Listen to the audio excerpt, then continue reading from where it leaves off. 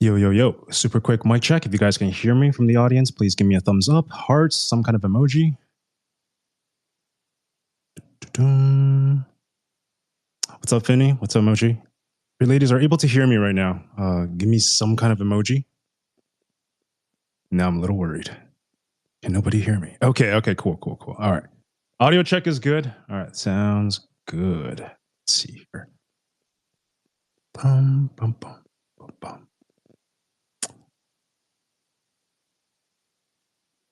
To speaker, invite to speak. Okay, cool. I hear you. Thank you. All right. Okay, sounds good. We'll be starting the show in just about 5 minutes from now. But in the meantime, sit back, grab a drink, grab some booze, grab some wine, whatever floats your boat, and enjoy the music. Let's get it.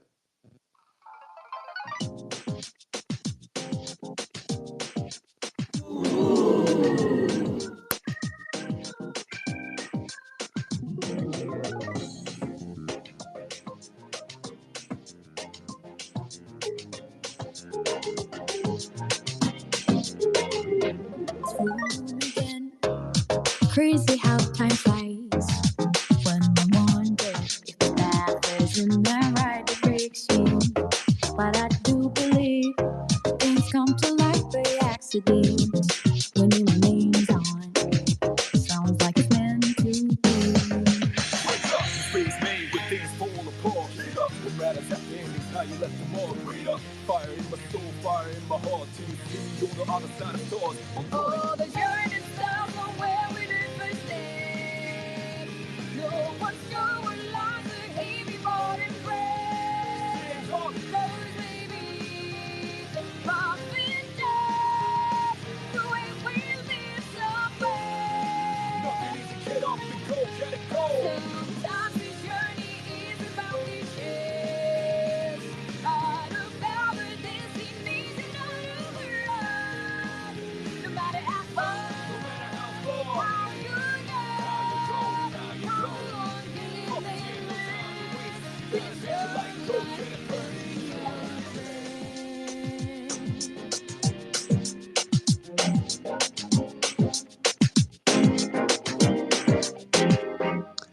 Yo. Thanks, guys, for pulling up early. We're going to go ahead and transition into that lead-in song. But if you guys are here right now, that was a really loud Xbox logo sound. Anyway, if you guys are showing up early, we really do appreciate you. And we would appreciate you even more. Just head on to the bottom right corner, smash that like, comment, and retweet button.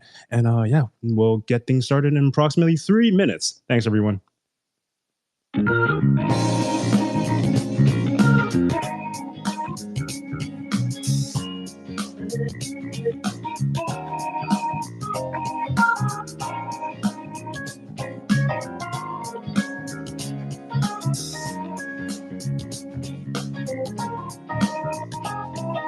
Time shining, I'm down to ride. I'm going to drive until the break of dawn, wilding out. I'm on a mission, grinding out whatever it is I gotta do. Riding out until the day I meet you, I'm riding out. I look up in the sky, ask a lot of why, but never let it faze me. I'm keeping good vibes when I'm on the road. Watch out for all surprises. What it provides is good and bad, but nothing entices us.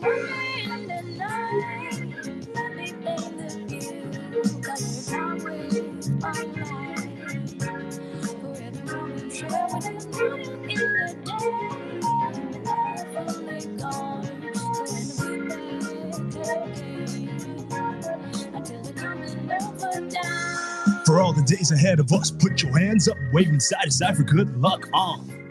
For all the nights like this, put your hands up, love the moment even from the dusk. Yup. You always got my back, and of course I got your back. Don't you worry about that now.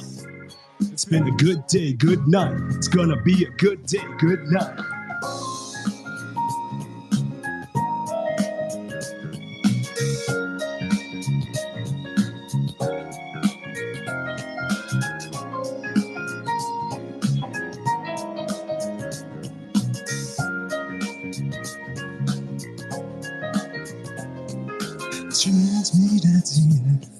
Nothing comes between us.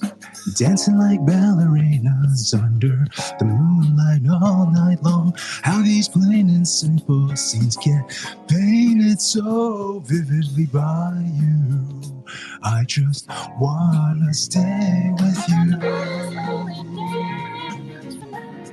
hypnotize me. You know you leave me in that trance. And things every come to me looking down below. When I say goodbye, that'll leave you, my love. And never you'll be on my mind. Always watching over me, somehow you make me feel invincible. Power to my soul, yup.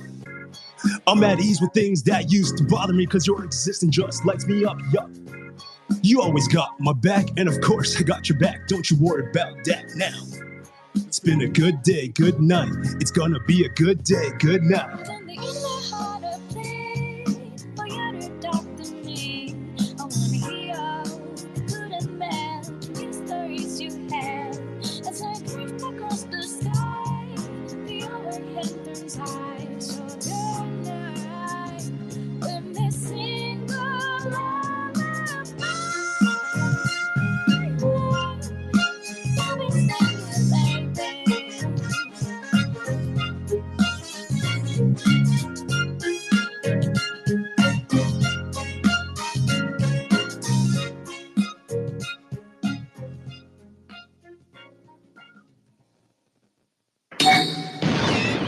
Yo, how's it going, everyone? Welcome back to the Icebreaker, the show where we hit you with that karaoke opening right off the bat and hope to one day inspire the young kids to say, yeah, your music intro was good, but I'm gonna let your DMCA strike finish. But that opening at Icebreaker TV, that was the greatest of all time. Yeah, baby. But anyway, welcome to the show, guys and gals, ladies and gentlemen, MILFs and DILFs. We are here today to talk about all things related to streaming. So whether you're tuning in because you're looking to start streaming, maybe you have no idea what to do, or maybe you've been streaming for a little bit already and are looking to level up your gear, your game, and overall production value, today's space will have you all covered. So if that sounds good to you, please, for us, head on over to that bottom right corner and show some love by hitting that like, comment, and repost button for the algo buff. And also, throughout the show, I'll be sharing some images with gear recommendations and price points as well that you guys may be interested in. So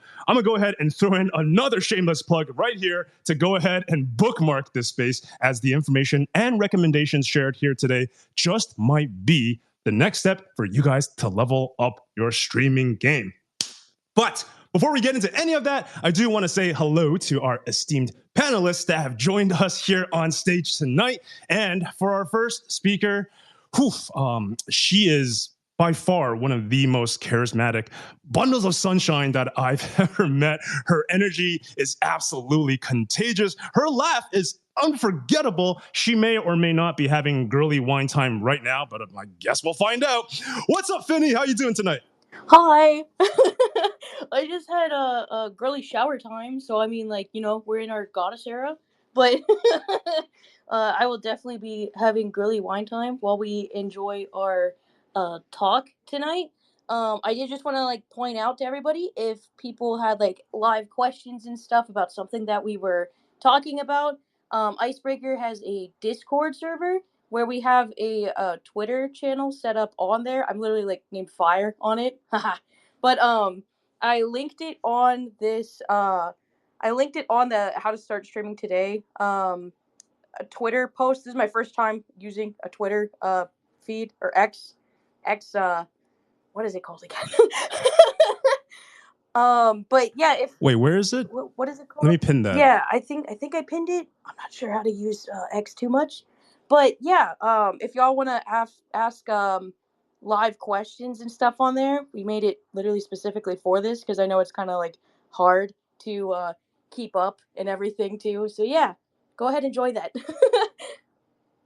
Sweet. Thank you so much. I just found it, Finny. Appreciate you for doing that. So you guys want to join in the discussion, whether you're at home, you're unable to speak, or you just don't want to talk. Doesn't matter. Hop onto that Discord. So Finny has a Discord as well. You know, you show me, I'm going to have to show you back.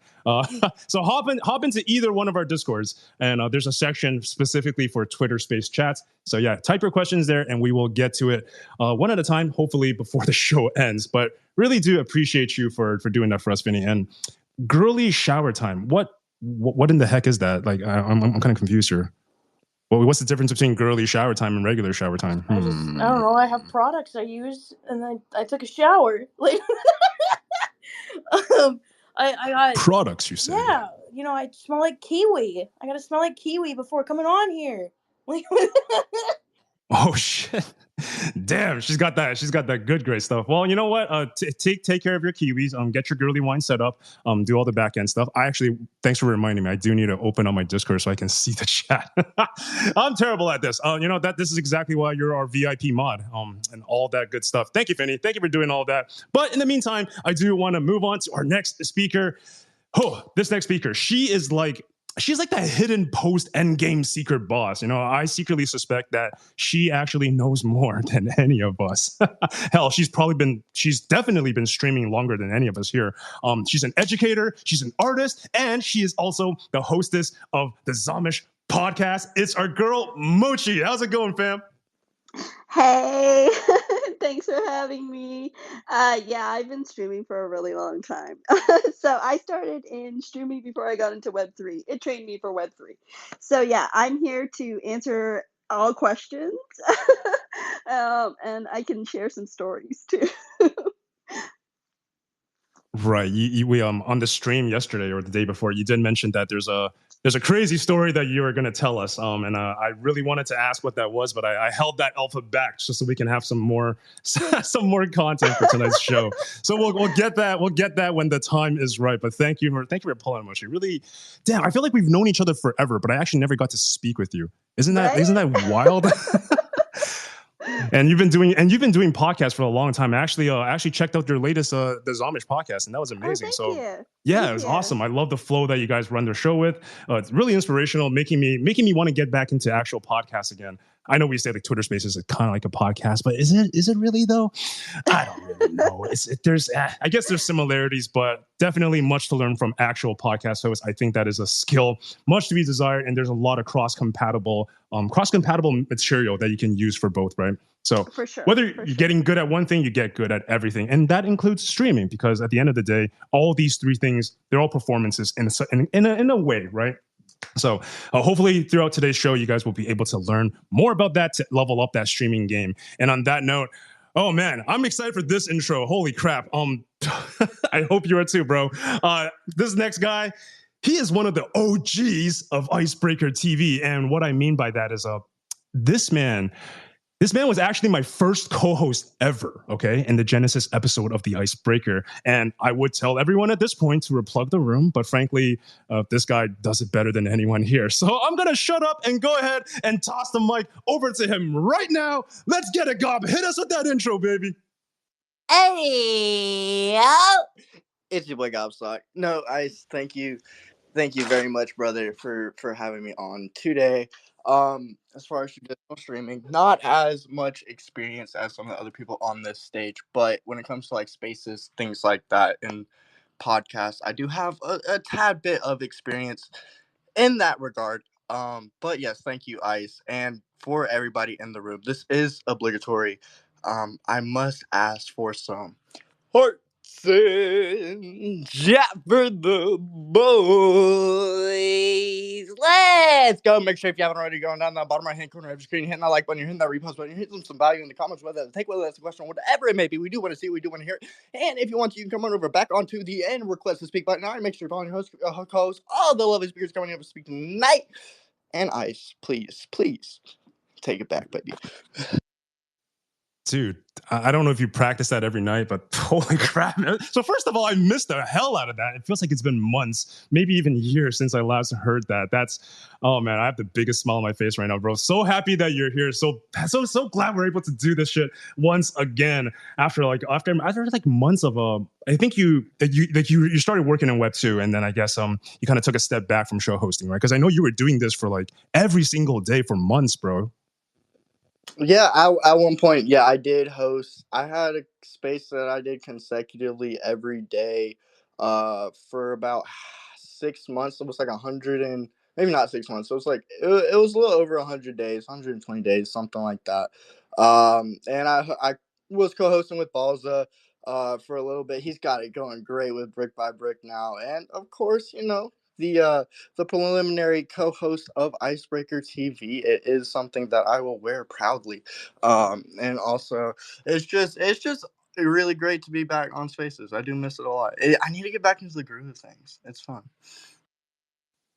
I hear you, man. Damn, the space has missed you, bro. We're hopefully you're back for good. I did catch your message this morning. It's like, wow, this is the first space that you're doing in months. But damn, we definitely need to hear more of that sweet voice behind that purple PFP. Thank you for joining us today, man. Let's get into this discussion. But before that, I want to introduce our next panelist. And she is another one of my closest friends that I've had the pleasure of meeting in New York City this year. And like, I'll be honest, like she must have driven for at least 9 hours that night to party it up with us at karaoke. How did she do that? I'm never going to know. But she is the hostess of Be and Breathe and may as well be my life coach at this point. So let's bring her out into Starlight, baby. Welcome back to the show. What's good? Hi, everybody. Hello. It's absolutely wonderful. I am the legendary Dragon Tamer and Princess of Peace, helping you to recharge, relax, and rest. Hi. Yes. What did I say last time? You're the Princess of Peace, and I'm the Prince of Chaos Princess Chaos. Yeah. Yeah. That's on brand. Yeah, that fits. But I am the Prince of Chaos. For those who has met me IRL, apparently I give really crazy bear hugs. I get a little bit cray cray on the dance floor, especially when vodka is involved. But none of that is available today. So I will be tame. I will be reserved. I'll behave myself. To your best ability. To my best ability.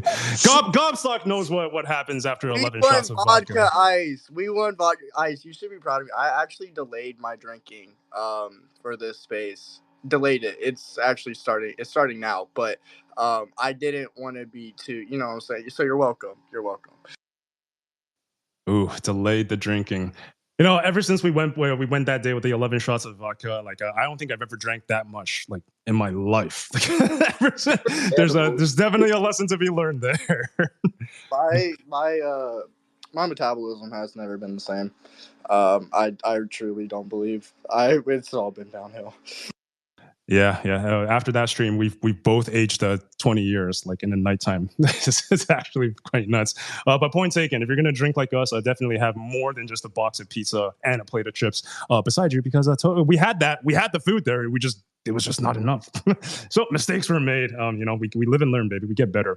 But oh my God! I see she has pulled up. I've been waiting to introduce this next speaker, and she honestly, I'm kind of jittery right now because I've never actually spoken to her before. But she is also one of the most talented and loving streamers that I've had the pleasure of meeting. And if she didn't raid my Final Fantasy VII Remake stream that one night back in January, honestly, I probably would have dropped streaming altogether.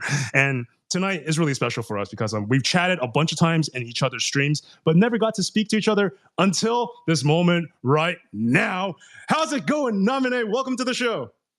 Hi, how's it going? Hope it's all going well. It's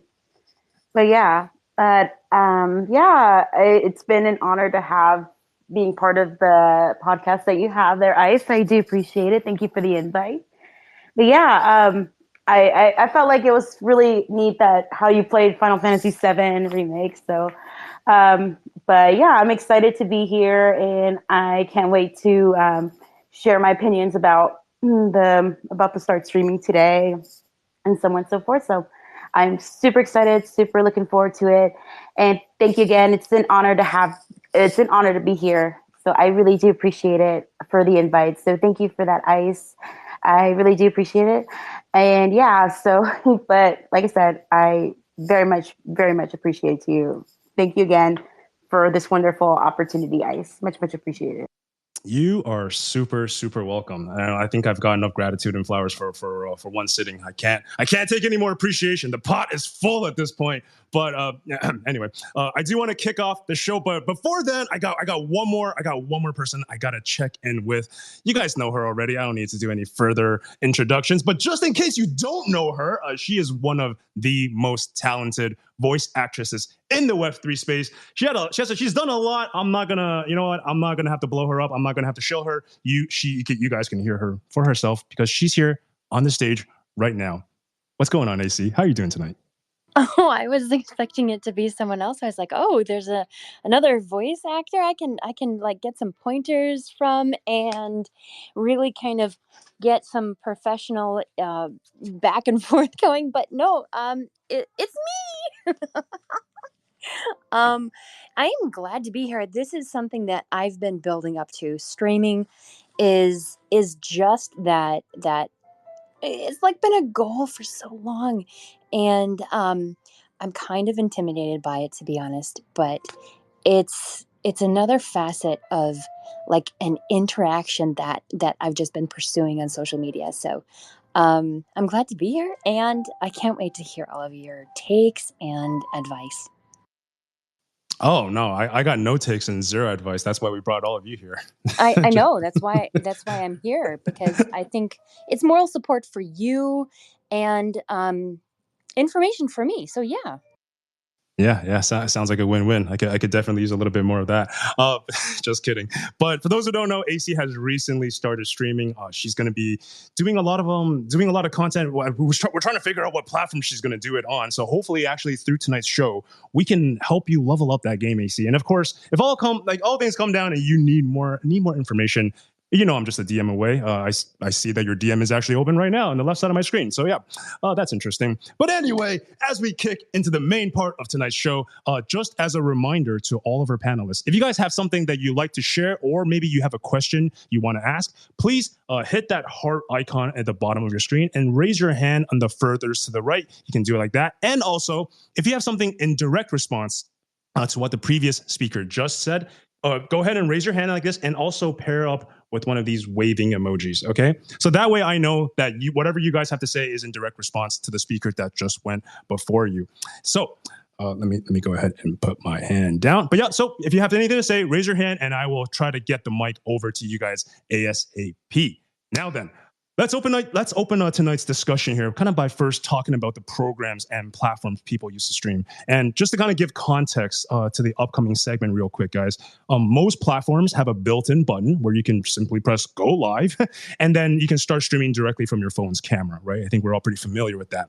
Those streams do have their own uses, but is generally fixated on one main subject, one scene, one audio input, and it can only kind of capture whatever the streamer is currently pointing their phone cameras towards, right? So for all intents and purposes, what we'll be talking about tonight is more so about streams with multiple video sources, multiple scenes, and multiple audio inputs. And this is important because the flexibility of a streaming setup like this is able to cater to like almost everything. It's going to allow you guys to produce any kind of stream that you wish. So we'll hit up the discussion from this angle, and then you guys can kind of pick and choose which pieces of information are directly applicable to your streaming situation. And of course, if all else fails, raise your hand, come up on stage, and we'll do our best to help you out there. And I got to say what Finney said. And if you guys don't want to do that, just text it to us, hop in the Discord. It's pinned up on the Jumbotron, and ask us there, and we will be happy to speak out your question and hopefully be able to answer most of them as well. But anyway, for this segment particularly, I would like to ask the panel,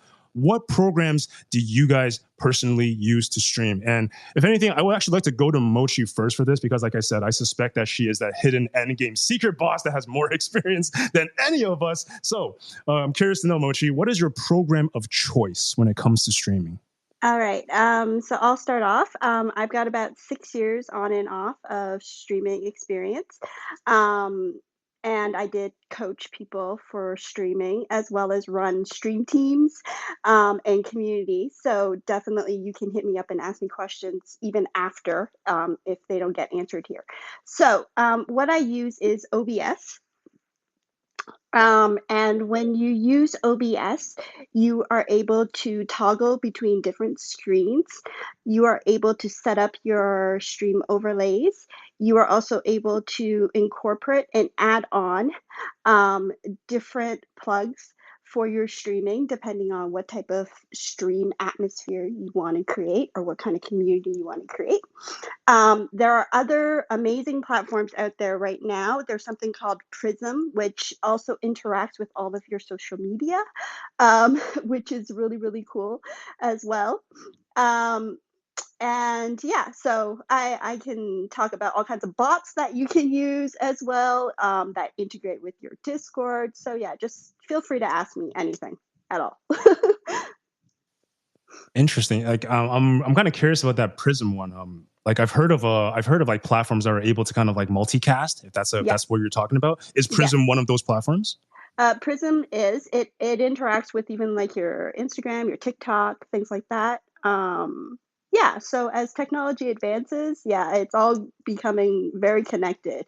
And then of course there's also Twitch Studio. So if you're brand new to like Twitch, for example, you can give Twitch Studio a shot. There's also Streamlabs. Streamlabs is also a little more mobile as well.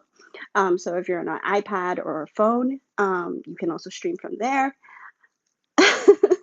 But yeah, I've got lots of information. I actually copy and pasted a lot of the resources that I have available, so I can share that if you guys want as well.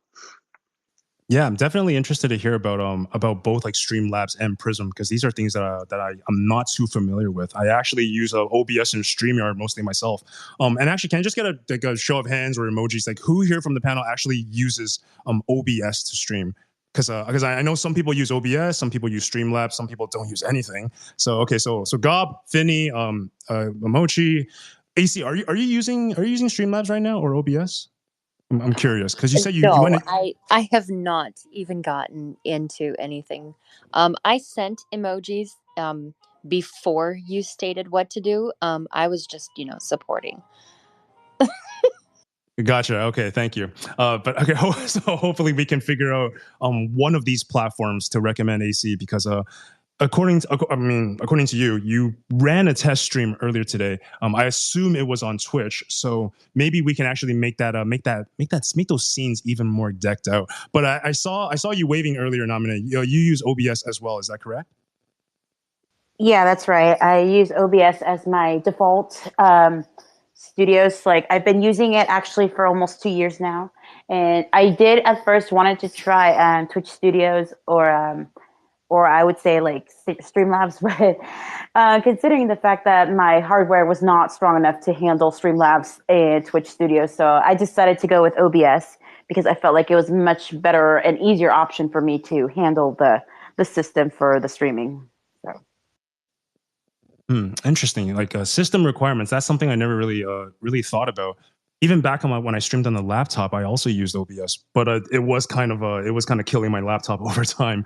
But it sounds like you do have experience with other programs in addition to OBS. Is that correct? Not really as much, but I did try to play around with it when I first started. But turns out it kind of backfired. So I was like, I'm not going anywhere with this with both Streamlabs and Twitch Studios. So I tried to give it an effort because I would have wanted to switch studios from every now and then. I used to. But then when I did more of my homework on OBS, I realized that I think OBS has a much easier, better approach compared to the other two. So. Yeah, I think it's funny because when I talk to most people, they tell me that OBS is a nightmare. Like learning OBS is one of the hardest things that they got to do. And I get it because I'm also a little bit spoiled with a lot more streamlined. I hate using the word stream. I shouldn't have used that word. There's platforms like StreamYard, like Prism that basically make it so it's like boomer friendly, right? Let's just, for lack of a better word, it's very easy. It's like everything is compact. Everything is one click away. Whereas OBS is very hands on. It's kind of like driving a manual car, whereas Prism and StreamYard is kind of like riding automatic. So there's kind of that element to it. Finny, you got your hand up. What you got for us, sister?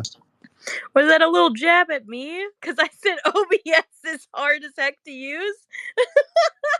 I remember when we were setting up this stuff, and you said you had used what was it, Stream Elements, I believe, and something about OBS. But I was like, oh yeah, Streamlabs is like so much easier for me, and OBS it has like a little bit of a learning curve in my opinion. But then again, I set up my stream stuff back in like 2021, 2022, and I just haven't touched it.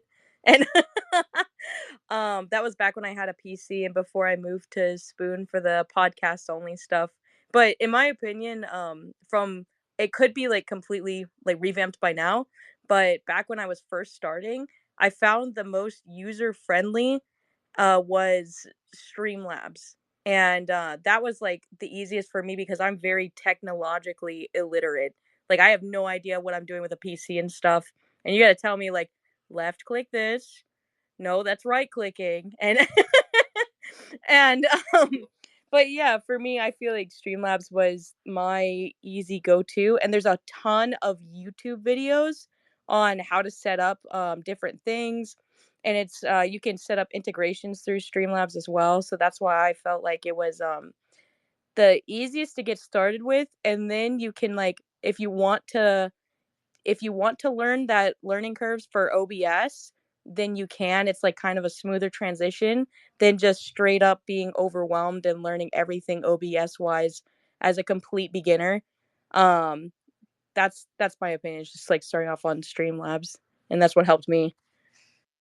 I think the Streamlabs version you're using, isn't it called like OBS Streamlabs or something like that? I It's think like I think it's called Streamlabs-OBS. right. So it's actually like it's basically the same system, but like with a different rebranded packaging thrown on top. So people kind of like are familiar with it already. Because I looked at the screenshots that you sent me, and the interface, there's more. It seems like there's more functions. There's also functions that it doesn't have from the traditional OBS, but it really does look it looks like it has all the main tools that you actually need to boot up a stream. Yeah, it's like kind of more beginner friendly. True. So I guess the analogy does hold true. You know, like driving OBS. Sorry, driving manual is basically like operating OBS. But that's the thing, right? Once you master OBS, once you master driving stick, you can kind of go down to any car and still be able to handle it. And that's kind of how I feel with OBS. Because when I first started, I tried to learn StreamYard, I tried to learn Stream Elements, and it was a little bit confusing. And then you're like, screw this. This is too confusing. I'm going to challenge myself with something massively more confusing. And I dove down that OBS rabbit hole, and that actually allowed me to learn like a bunch of stuff. And now I feel like, if I can set a scene up here and tune my audios here, there's nothing that can stump me. But Starlight, you got your hand up. What's up? Hello. I was, excuse me, don't know where that came from. I wanted to talk about I took notes on the different platforms that are being used. Kind of like a little advice, depending on what type of device you're streaming on, whether phones or computer, definitely play around and see what works best with each, I guess, individual platform that you choose to have to work on. So if you're wanting to do something that's a little bit more on the go and accessible, you can have your phone. Or if you're wanting to have a different environment where you sit down and have a different like ecosystem to be in, then you can use your computer. And I noticed that when you have platforms that are accessible on the computer and also on an app, things are going to run differently. So take your time and be patient with yourself as you figure it out. Yeah, actually, both you and Ness, Starlight, you guys definitely have mastered the art of capturing and streaming from your phone, because I have no idea how you guys do that. I'm a lost lamb without my PC. And extend it to my laptop, I suppose. But I definitely cannot pull off the streaming that you guys do on your phone. So maybe we can open up that can of worms in another segment. Hopefully we can get Ness on the panel as well for that. Because, you guys are definitely leading that part of the technology bit. But, let me check in with my guy, Rex. Holy crap. My man, my Basie Macy brother. Dude, how you been, man? Hey, sorry, I wanted to hop up initially and just give you a shout out, man, for hosting this, because I love the direction that you're taking with your branding and everything.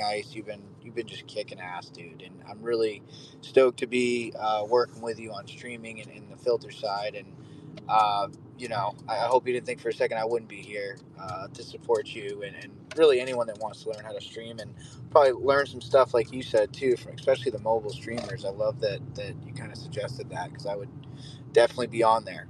So what I wanted to kind of just add on, I have recent experience with working on OBS with a Mac, and on a PC. And initially, Filter, they were like, dude, I don't know about the whole Mac thing, because they have for the iPhone, their app is on that, but they pretty much all use their PC. So I was like, well, look, let me do some digging, see what's up, because I was already streaming on like Fortnite and some basic stuff. So what I will say, upon like really digging into it, is that you get a lot more options on PC than like Windows 11 than on a Mac.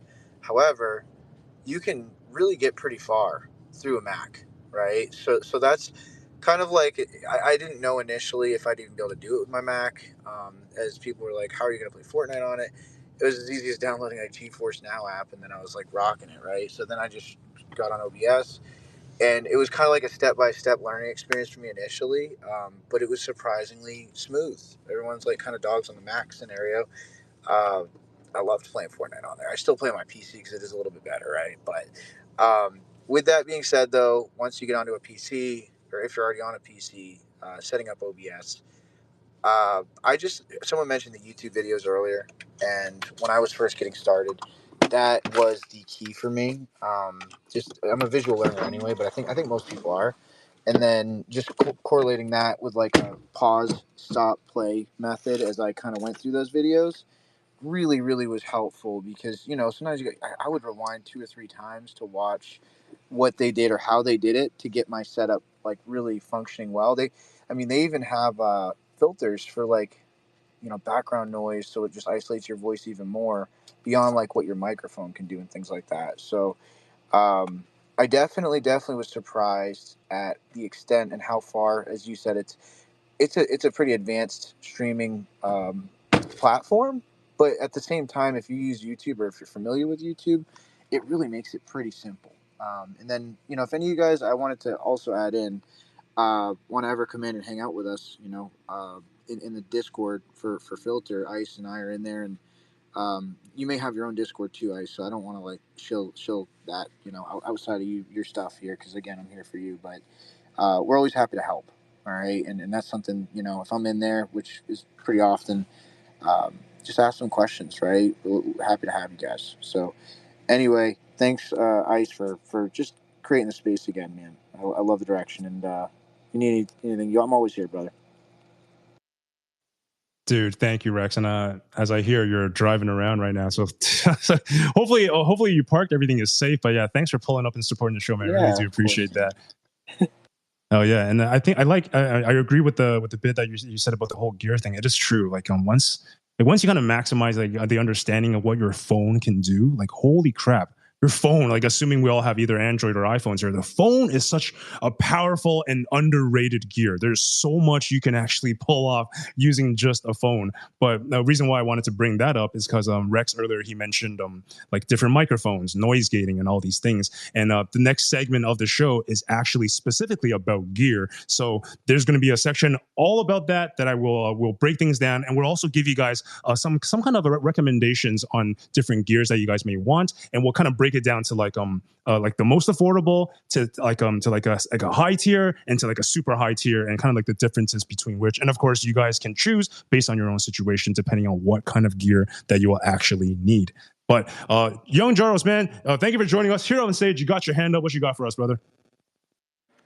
Hey guys, a nice warm hug and hello to every last speaker up here on the stand. I want to give a nice little shout out to Mochi. She extended the hand over here. I had no idea this was happening, but this is actually one of the coolest spaces I've ran into recently, and it's so nice to see the good energy and everyone just speaking about this in particular. Ice, thank you for the follow. Man, I've been streaming for maybe 2 years now. I mean, I have a nice little group of people that have been stuck with me for the longest time, and all I got to say is it's a great experience to connect with some of the people that are really there to support you and want to be part of that moment. And it's a beautiful thing, really. I could dive into it deeper, man. I've actually connected heavily with some of the people in my community, and I've even lost one of them, and that was very painful to go through. And it's a journey, man. It's a process. To each of their own with what software they're using. I would love to try something else. I've always been on Twitch. I'd like to check out Kick, but who knows? There's so much to check into. There's one subject in particular that I did want to tap into because it seems like some of the people here definitely have that kind of insight and potentially the advice I'm seeking. And it's, how do you balance appropriately the boundaries you want to establish with the people who are there? Because one person in particular, I love the guy, and I've been there with him in his darkest moments. But I find myself being taken advantage of. My kindness, my sincerity, my generosity, my authenticity. And this person likes to come and go and kind of abuse the Discord in some way. And it's like, how do I voice myself correctly without coming off as a dick? One, because that's not the right way. I mean, I've always spoken to him correctly, and I think maybe it's me just not, maybe it's me struggling to come to accept, and it's difficult because like out of my heart purely I love the guy and I want to see him happy and I want to see him succeed, but I don't know if it's just the nature of the world. Some people are just toxic, some people are dark, and some people are lost and they just want to see the world burn. I'm not sure, but how do I establish the necessary boundaries, because this person in particular likes to spread that kind of energy to the other people on the Discord. And yeah, sorry for ranting, but any kind of advice on that? Because even in my bio, I strictly communicate to anybody and everybody. I'm just a normal person. I'm not Oprah Winfrey. I'm not Maury. I'm not Dr. Phil. I'm no one's therapist, but I'm here for a good moment and for a laugh. And everybody deserves that because we're all going through some weird shit, some dark shit all the time. That's just the nature of life. That's a given variable constantly. So it's like when we all meet up for this, it's so we can all embrace each other and have that good moment, not to destroy one another. So yeah, sorry for ranting.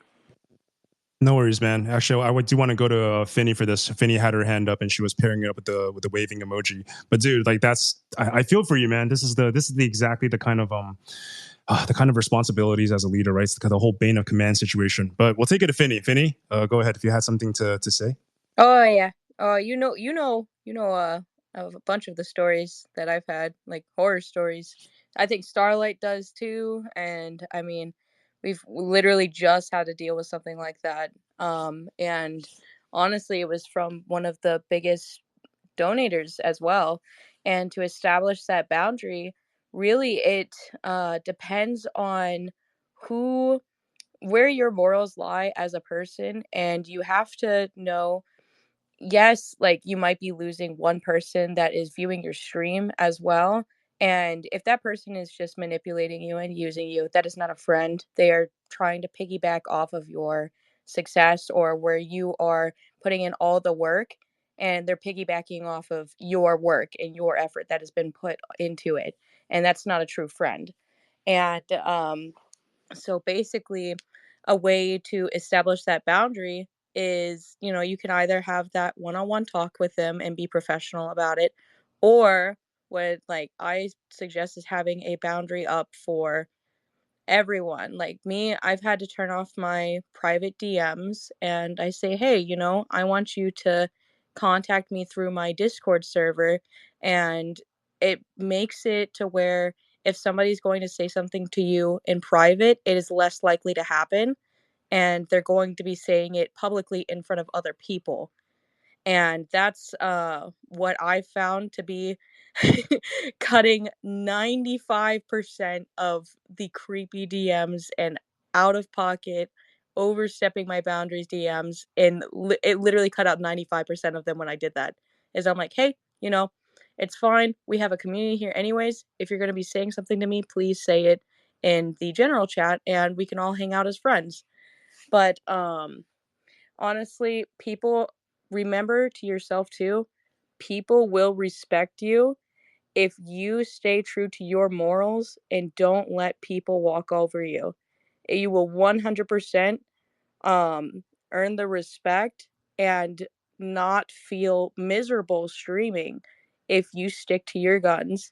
And of course, don't be like egotistical and don't like boast or anything, but like if you just stick to your guns and you're like, no, this is not okay. But yeah. Damn. Finney coming up here cooking with gas and all. I did not expect that. I was like, girly wine time. That's, sometimes my imagination gets the best of me. It is But, girly White Claw time. oh yeah.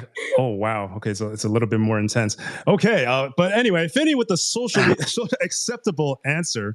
But I'm gonna extend that further and then give you like the not so cool answer. But I think this is something that everybody should do, especially if you guys are serious about streaming. And that is whether it's in your Discord or whether it's on your Twitch channel, include a rules section. Now wait, let me finish. Nobody's gonna read it. Nobody is going to read the rules, but check this out. The reason why the rule section is there is when a piece of shit decides to go and violate, starts like hate comments, like talking shit, putting other people down, then you can say, hey, you violated XYZ, and then you have something to refer to. And that gives you the grounds for some kind of corrective action, right? Whether that's a timeout, whether that's a ban, whether that's a warning, it makes you look less like less of an asshole if you have a rule section to act upon, rather than you just banning people outright for no reason. So I think that's something that's really important to keep in mind when setting up streams. Just to have the foundation laid out, have the rules out there so people know ahead of time. We do have some hands up. Starlight, I did see that you had your hand up earlier when Finney was talking, so I'm going to go to you, and then we're going to go back to Rex, and then Young Jardos. But yeah, Starlight, please go ahead. Okay. I wanted to address the boundaries question. Being able to express yourself obviously from your heart is important, but then also being real honest with yourself first of what kind of conversations you can and what kind of conversations you cannot handle. Being able to do this makes it so the other person can know, if it revolves around a certain topic, I can't go to this person with it, or even if they do, you could just kindly remind them like, hey, that's I guess you could say like a trigger warning for me. I need you to respectfully take a step back.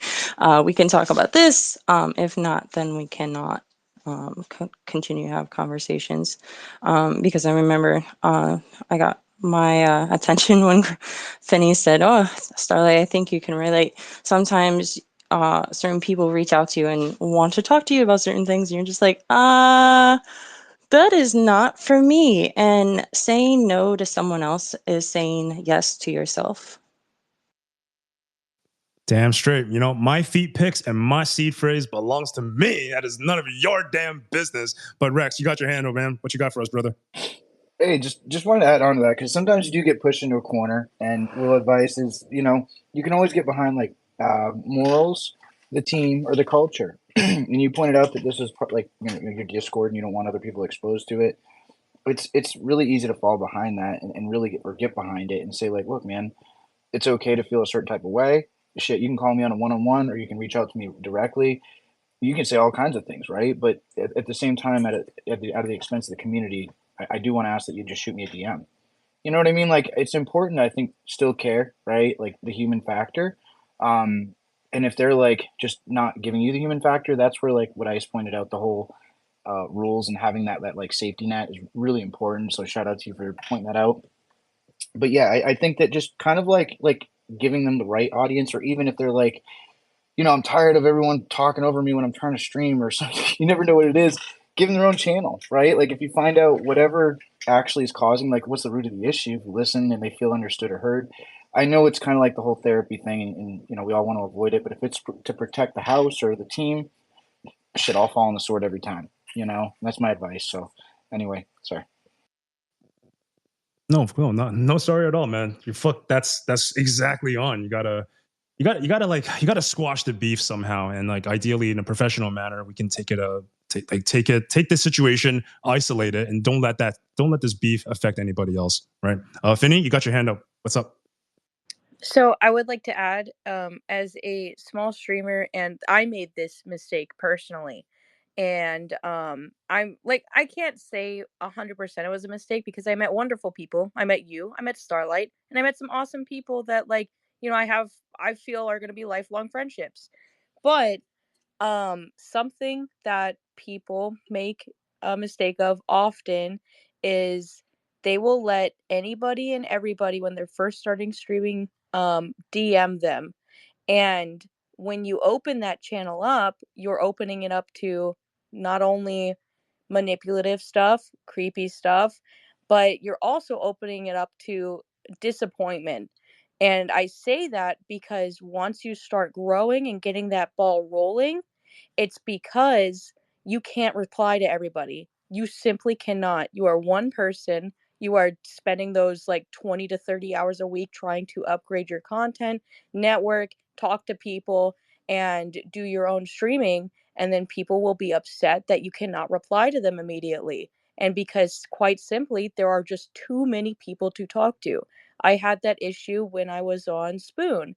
Is I tried my best and I was wearing myself very, very thin, but that was because I was talking to 30 or more people on my Discord alone every single day, just trying to at least say hi, check up on them, and remember everything about them.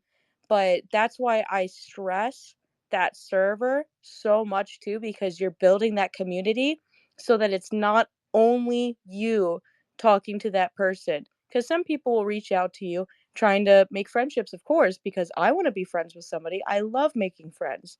But if they're in that community, then they're more enticed to make other friends as well as not just you. And you're going to be building more friendships, stronger bases, and it's going to be overall much better on your own mental health as well as benefiting the other person's mental health. I like this, Finny. I don't know what you put in that White Claw, but Green apple. Of course, it's green apple. God damn it, Moshi. We're gonna go directly to you before things get out of hand. What's up? I love all the advice, and I've definitely experienced pretty much everything under the sun since I've been streaming. And when, yeah, exactly. People do try to push your buttons, especially because I tend to be really nice to people. But I also, when I notice behavior that is, not as welcomed in the stream or in the community, it is definitely something that you have to address right away, which is really important. Why you should have good mods, people that you trust, that will help you with your stream. Okay, that is 100% true. And be good to your mods as well. And in addition to that is on your stream profile. So for example, if you do it on Twitch, you are able to actually put out those types of rules, the type of behaviors that you're willing to accept in your stream while you're streaming. So that is also a good way to try to, educate and deter some of that behavior. Of course, you're going to get the one-on-ones that people don't read and they don't care. I was actually in a stream today where someone had to ban, unfriend, ungroup someone that they knew more than 5 years. This is a big streamer. And she had to go into all of her socials and ban this person, delete them, get out of groups. And it got so bad that while she was streaming, that person got all of their friends to do the same thing, to basically troll her. Yeah, so just be careful, okay? And if you do need help with streaming, there's something called Twitch Police, Twitch Support, and Twitch Ambassador in Leadership that you can reach out to. So if you ever need that information, let me know, because yeah, I know I know where to go, and I can point you to the right Me, resources. please. Sure, no problem. I was Yeah, gonna, just DM her. Yo, go for it. I just wanted to tap into some of the commentary that everybody's offered. I'm on board and on the same page with everybody. It's all resonating with me, I swear. As far as what Finny was mentioning, is this individual trying to coat ride or any of that kind of, those are not the dynamics whatsoever. Long story short, he's pretty much the first person I met who was willing to help me set things up. I offered him money. I was more than happy to help him financially because he was in a bad spot, and I wanted to help him because I'm not here to consume anyone's time. I respected him. I reciprocate the proper way. And he was in a very dark place. And I'm talking about somebody sending me images of self-harming. And like, I never wanted to abandon this guy. I never wanted to be an example of somebody who would just turn their back and walk away. And I knew he was in a bad place, and I stuck by him the entire time. And like, now I find myself in a situation where he's abused that love that I've offered him. He comes and goes through the Discord whenever he wants. He picks his battles in the Discord with some of my friends, and he can provoke. He can be antagonizing, and like, it's hard for me to accept this stuff because I love the guy. I knew him in his darkest moments, and I see him now in the progress he's made, and I'm proud of him no matter what.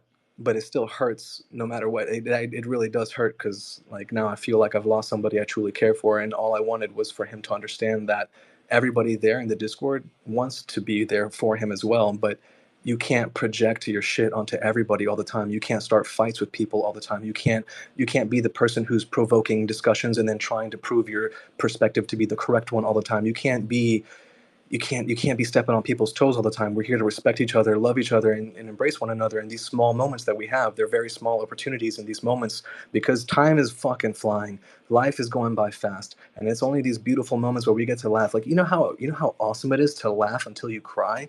Man, that is something awesome. Ugh. Damn, young Jerry Toast, you're hitting me right in the feels, man. Before I start bawling and cry up, I'm going to toss the mic over to AC. AC, what do you think about all this? I was just going to add that this whole conversation was actually part of my thought process today when I was going through setting up the different allowances and what connection I allowed people, my listeners, followers, subscribers, all of that. And I've been a Spaces host for a few years now, and I've been a community manager for a few years. It's been I've seen personally what people do to each other. I have been a recipient of assumptions that people make just because, oh, it's a girl. And I not like I'm saying anything against people who use their streaming for certain things, but it's not an advertisement I've ever made. I've never made any offers, but people take advantage if you don't put down those boundaries and be very vocal about them. You don't have to do anything beyond that. You don't have to describe why you have boundaries. You do not have to show a reason, why you feel victimized by this type of behavior. You do not ever have to explain your boundaries to anyone. And that actually was a hard lesson to learn for myself personally. And I was reminded of that going through all the what is allowed and how do you want people to contact you? What links do you want them to have access to? Be professional, even if it's a low key kind of a platform. If it's not something that you're using for that type of personal connection, be very specific and draw those lines for yourself internally first before you draw that line in the sand in that public facet, because it really changes how you interact with people and how you represent that expectation of behavior from followers, from listeners. And you can also then encourage behavior because you've already established what behavior you expect. And it does encourage that positive interchange. So it's not always about what's not allowed. But you're leaving doors open. You're inviting conversation, but by saying, this is not what we're talking about, move the conversation to something else in a positive way, because you already understand yourself so much better than anybody else does. Man, just, oh gosh, I was not ready for this. Wow. we're here talking about streaming, and now I'm just like, this is just like a completely life remodeling lesson. I feel like this is getting real hard heavy for me. Starlight, I hope you're remembering and noting down all of this, because I'm sure you're gonna tell me exactly how to how to change up my crappy life at this point forward after tonight's show. But Rex, we're gonna go to you, and then I do want to touch upon one last thing that I pinned up on the Jumbotron about streaming to Twitter, and then we'll segue on to the gear segment. But yo, Rex, man, what you got for us, my brother? Appreciate it. I feel like I'm taking a lot of airtime. So anyway, will make it quick. But I had a question. It's funny we're talking about being professional. First of all, I just want to compliment AC. The music in the background, fire. I feel like you touched my soul with that. It was amazing. And as far as the my question is, like, I'm somewhat new to streaming, and I just wear it on my sleeve. I'm just gonna be straight up with y'all. Like, whatever I'm thinking, it's kind of there, and I put it out. I do that when I stream a lot, and I've wondered a few times, like, in the heat of the moment on a first person shooter, you get smoked, you're like dropping some serious heat, like, is that gonna come back to bite me in the ass? You know what I mean? I wanted to know, like, how PR friendly are you guys streaming, right? Because, like, I'm here for longevity, but I also want to be authentic in me. So that's a weird, balance point, I feel like, with me just kind of being me. So it was a feeler that I kind of wanted to get your guys' opinion on, and like, do you just go in and just be you? And obviously you don't want to be, saying hate stuff and things like that, but more or less just like, are you dropping like an F-bomb here and there? Is it okay to do that if, like, you're again, you get smoked in a first person shooter or whatever? I just want to be me too. So that was, again, my question to you, Ice, and everybody else on here. It's funny because whenever Starlight is in my stream, I try to cut back on the swearing. I know we're on stage right now, and I'm still like yelling my ass off, and I appreciate you so much. I do. I appreciate you. But when Starlight is not in the audience, yeah, I get to be as ham as I want. But okay. So here's a serious take on this. I feel like at one point I was overly concerned with that, like stage etiquette, professionalism. But here's the thing, right? I think it goes both ways. I think, yes, there is an element of being professional and being like not using cuss words, and some people respect that. Some people like that, and some people don't like swear words.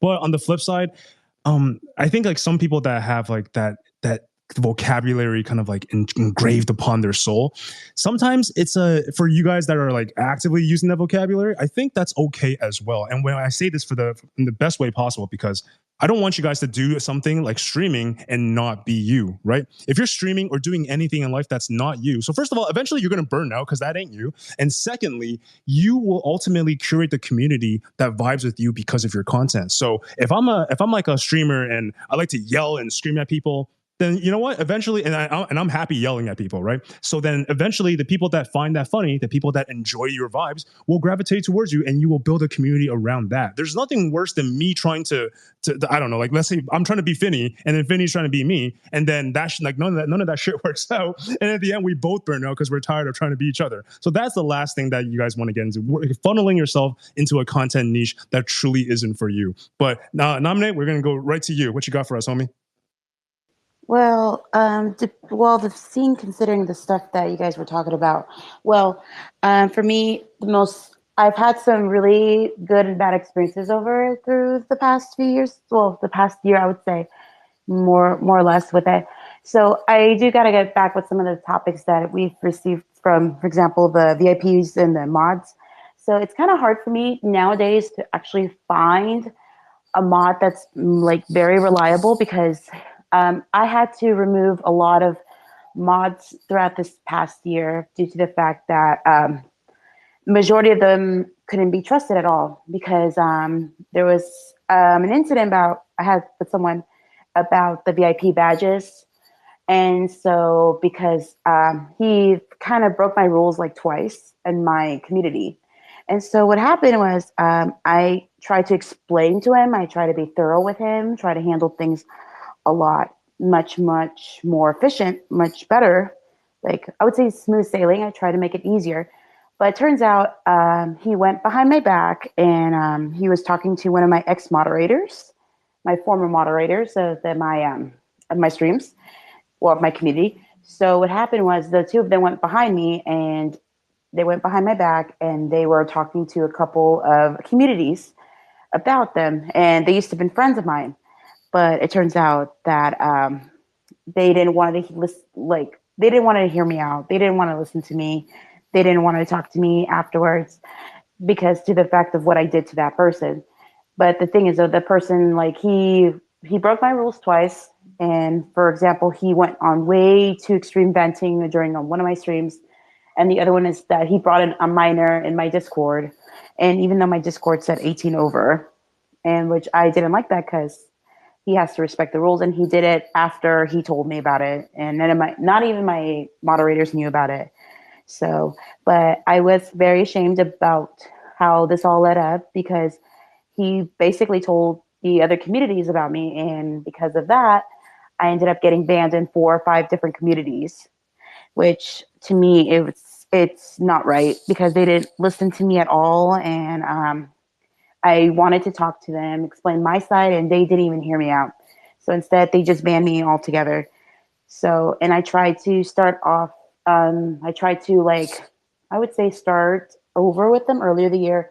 They didn't want to hear me out either. So, and I was so ashamed about that. So because of that incident that I had about the VIP badges, I had to remove the VIP badges from my community because from my Twitch streams, that is, because it was getting out of point, out of hand. And like I said, with my moderators, it is very difficult to trust because I had to let go, I think, of 4 or 5 moderators last year. So it was very hard to trust now a mod that can actually be a part of your community. So, but luckily I was able to find some really good ones, like ones that are very reliable. And I know there's one that I really trust that I've known him for over almost 2 years now, in which I really appreciate his support during coming to my streams. So, but yeah, but it's just so difficult to trust anybody nowadays. And then I had this recent effect about someone who was saying that my streams are boring, that they'll come back if they get bored and somewhat like that. So it just is a shame because if they're not really that interested, they can always go to another channel to go watch. So they don't have to go to mine. So, but yeah, I just thought I'd let you know about my personal experience with streaming and so much so forth. So, but like I said, it's just so hard now to trust anybody because of the fact that either will go behind your back or they'll be like, oh, this person, this and this, and that. And so it's just, to me, it's painful. It's painful.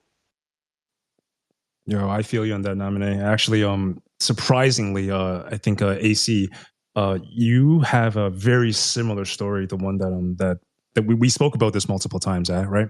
And it's kind of crazy. It's crazy how spiteful these mods and these originally your friends, aka community members, could get. Especially when you give these members, like when you say the word moderator, like they have a sword now beside their name, they have power. And, you know, when people have power, sometimes people are good. Sometimes people can get a little bit frivolous with it, especially when they're trying to sabotage you, or especially if they're trying to make friends take sides, you know.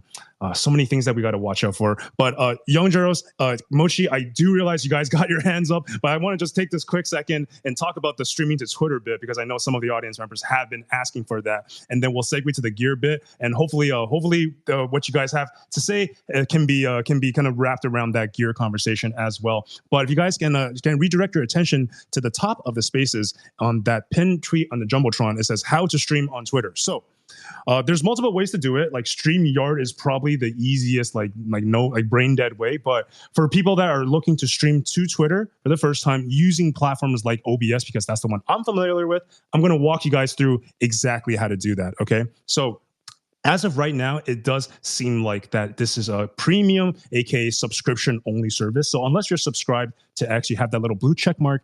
At the current moment, you will have to have the check mark in order to stream. So just make a note of that. But from the first picture, you guys can see, if you guys go ahead and click on X Premium, and then from the drop-down tab, go to Media Studios, it's going to bring you guys to a page that says Media Studios. And then from there, click on the second tab at the top that says Producer.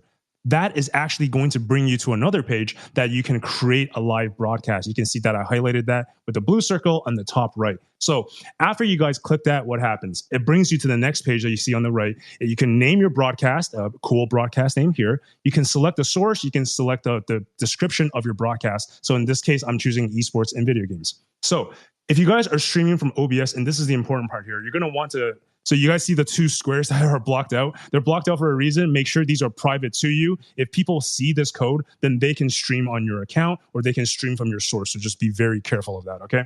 But basically what you guys want to do is you want to click on OBS as a source, and then it's going to, you see that drop-down tab that says stream key? Go ahead and click on that, and it's going to reveal that stream key. Again, don't reveal this code to anybody. But go ahead and control copy that and then move on to the next page or the next picture, bringing you back to the OBS platform now. So what do we do from here? We've just created our broadcast on Twitter, but it's not live yet, right? So how do we actually broadcast over? So in the bottom right corner from your control panel, click on settings, and then from your stream settings, make sure you change your service to Twitter and change the server to whatever you're streaming from. And then you will see a giant blank area that says stream key. Copy and paste your stream key from the previous slide over, and that way you have now officially synced your OBS to your Twitter. And the only thing that needs to be done now is to click that button that says start streaming, and you will immediately be broadcasting your capture. Whatever is going on in your OBS scenes will be broadcasted directly to Twitter. And I did highlight that last bit that says ignore streaming service settings recommendations. This will pop up no matter if you're trying to stream on Twitch or Twitter or any other platforms. It depends on like what bitrate you guys are working with, but for the most part, I would suggest ignoring those service recommendations just because your platform and your internet might be stronger than 8,000 or 12,000 kbps. So just keep that in mind. And if you guys want additional information on actual settings, if you want to dive deep, then I would actually recommend going to YouTube. And there's a lot of tutorials that will tell you the exact number to fill in on these exact sections. But anyway, I just wanted to go through that real quick because I know some of us here have been looking to stream on different platforms. So no matter whether your following is the largest on Twitch, on YouTube, on Instagram, TikTok, or maybe it's Twitter, because like all of us native crypto Web3 folks, we're basically playing on Twitter for the most part, right? So if you guys want to take your streaming game onto Twitter, this is exactly how you can do so. Feel free to bookmark those series of 3 images. But again, if you guys have any issues going down the line, feel free to DM me, whether it's on Discord, on Twitter, or on Twitch even, and I'll be glad to help you guys out.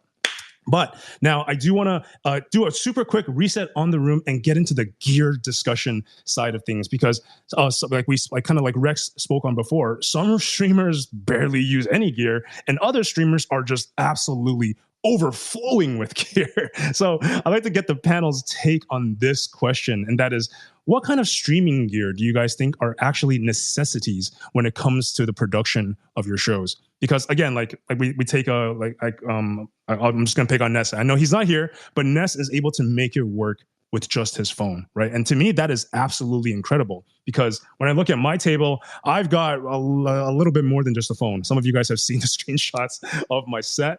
It's a little bit excessive. I definitely blew money on a bunch of stuff that I did not need. So I just want to, again, ask you guys, what gear do you guys think are absolute necessities? And we're going to go to AC to start off this discussion. Go for it, homie. I'm not going to add to this because you all know I haven't really started doing anything yet, but I'm just going to ask, in addition to what you're saying, what does it matter what platform then that you use? If you are going super technical, do you prefer another platform over a simpler platform? And I guess that's what I'm asking. Does it affect where you're streaming from, the type of equipment that you use? Personally, for me, I think, with once you stockpile enough gear, I think you can stream on any platform. But I think for the most part, most of the platforms are pretty similar. Like you're not going to have too much on streaming restrictions just because you're not using certain setups, but I think there are situations where I would say, so I'll take Twitch and OBS, for example, because these are the ones I'm the most familiar with. If you want to maximize all the utility, all the buttons, and all the things that you can do with Twitch, then yes, you would want to use the platform that is the most compatible. So for me, I like to get really deep and down and dirty. I like to learn everything. So for me, OBS is the tool for that because, again, that's like the manual car, right? If you learn OBS, you can basically use anything. And I feel like Twitch is very similar as well. Twitch is by far the most complex streaming platform out of compared to Instagram, TikTok, like YouTube, like what else do we stream on? Twitter, right? Out of everything, Twitch has so many things. So if you master OBS and you master Twitch, AC, you can basically take your streaming game anywhere. But Mochi, I see you got your hand up. We're going to go directly to you. I love that question. And I guess I'll answer it with do what you're comfortable with. Like, it's best to try the platforms that you're interested in. Do mini streams, do test streams, get someone to one-on-one and help you with the technical because I still do that after so many years. And it's hard sometimes to keep up with what is available in terms of resources. Like today I learned about Tangea, right? And I'll share that with you as well. But yeah, just do what you're comfortable with. Stay true to, what you want to use. Because your audience, no matter what platform you're on, if they enjoy your streams, they're going to enjoy whatever you do, right? They're going to be your community. So yeah, that's what I have to say about that. Because I've tried different platforms. So, the only one that I would say I haven't tried is Kick, but I don't particularly like the atmosphere over at Kick. So Wait, real quick before we throw it over to Young Jaritos, what do you mean by the atmosphere is something that you dislike on Kick? Like, how is it different than Twitch? I find it to be a lot more polluted and aggressive. And there's a lot of gambling on Kick. So yeah, there's certain things that have deterred me from Kick, and it's because I've watched like my friends move over and try to stream on Kick, but then they're like, oh no, it's not really for me, and then they go back to Twitch. So a lot of people straddle Kick, Twitch, YouTube. Yeah, and even Facebook streaming now. Oh yeah, wow! Facebook, I completely forgot about that. Shit has happened, am I right? Jesus Christ! But the whole gambling on Kick thing is interesting to me because I feel like a lot of us Web3 degenerates, we can kind of we can kind of find the charm and appeal in that. It's like, oh, gambling, sign me the fuck up. I just feel like there is synergy to be found between Web3 degenerates and platforms that actively reward gambling. But Rex, we're going to throw it to you, man. What you got for us? Oh shit! I totally, dude. I was gonna ask a question about. Oh yeah. Basically, on X, have you noticed that like the stream count or the viewers goes up pretty quick? Initially I thought I had that many people live watching, but I think that may be like total view count. And I wanted to ask if you guys maybe could give some clarity. Is it on Twitter? Anyone on here for? Yeah. On Twitter's Twitter. Total view count. Yeah, they changed the API so it makes streamers a little less emo because like when that number is 0, nobody's happy. But now you can just watch number go up and be like, oh yeah, there's totally 150 people watching the stream right now. But no, that's Dude, not even gonna lie. I thought that I like went viral watching that, dude. I was like losing it, and then I watched Steve from the guy that's like sponsored by the Happy Dad. I forget Steve something. He's got millions of followers. Dude did the same thing I did. He had like 20,000 people or whatever. He's like, dude, this is crazy. And I was like, oh, dude, you're doing the same thing. And anyway, I wasn't sure, but I was pretty sure. So thank you for confirming that. It definitely, though, I will say X, I've gotten way more traction just in general than any other platform as far as for the time in and what I've gotten out. I feel like the algorithms are really pushing for like streamers right now. Maybe I'm wrong on that, but that's just personal experience on that. I think so too. I feel like video content is getting a little bit more of an edge here at least here on X. Can't say for all the other platforms because I don't produce content on those platforms. But you actually mentioned something that I do want to talk about, Rex, and that is we're kind of side segueing, and I promise I will toss it over to you right after this. Young Doritos. Sorry, I missed your hand there. Completely slipped my mind. But what I wanted to touch on was the view count. So earlier on, Rex was just saying like the view count now has changed to total viewers rather than active viewers. And this is actually, in my opinion, a brilliant change that Elon made. And the reason for that is because one of the mentalities that I think is really important for streamers to keep in mind is that, and you guys have probably heard this before too, and that is turn off the stream counter. That is like how many audience members are in your stream. Just go ahead and turn that off. And the reason for that is because it affects us in ways that are completely unnecessary, and it doesn't even matter because if you are reacting and if you are streaming and the way that you are performing is determined by the number of viewers in your stream, then you are going to be extremely boring and extremely emo when that number is 0 to 1, and you might be more happy when that number is 500 or 1,000, right? But the reality of it is that Twitch has a tendency to update that number extremely slowly. So what that translates to in practical terms is that someone that might be browsing the page might have landed on your stream. You have 0 or 1 people in there. You're boring as hell. You're not interacting, and people are just watching you like, people know that you're not part of it, that you're not into it. People can tell, right? And you just lost a prospective follower by being very, very complacent on your stream. And that's a problem that a lot of us fall into. When I first started, I was very guilty of that myself. So one of the workarounds is that you just turn that stream counter off and stream like the whole world is watching. I don't care if it's 0 people. I don't care if it's 10 people. I don't care if it's 100 people. Always act like there's 100 people. Just be as entertaining as possible. Be yourself, and eventually the people that do like your content will gravitate towards you. And that's why I think what Elon did is extremely smart, because he can't just say, okay, we're going to change the API, we're going to turn off the counter, period. But no, we're going to, instead of turning the view count off, we're going to boost that streamer ego a little bit more and make them feel like the whole world is watching, which is totally fine, because in my books, this is the same thing. Either we stream like the whole world is watching, or we turn off that counter and we don't give a damn. To me, the effect of actually empowering the streamer's mentality is reinforced. Hence why I really do like this change. But enough from me. Young Doritos, over to you, my man.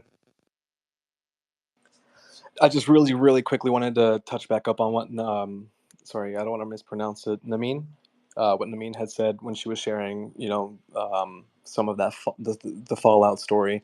And like, a lot of that resonated with me because, I find myself in a similar predicament. And I think one thing that I've recently ran into and read that really fills the void here in regards to that is we must find serenity in accepting being misunderstood.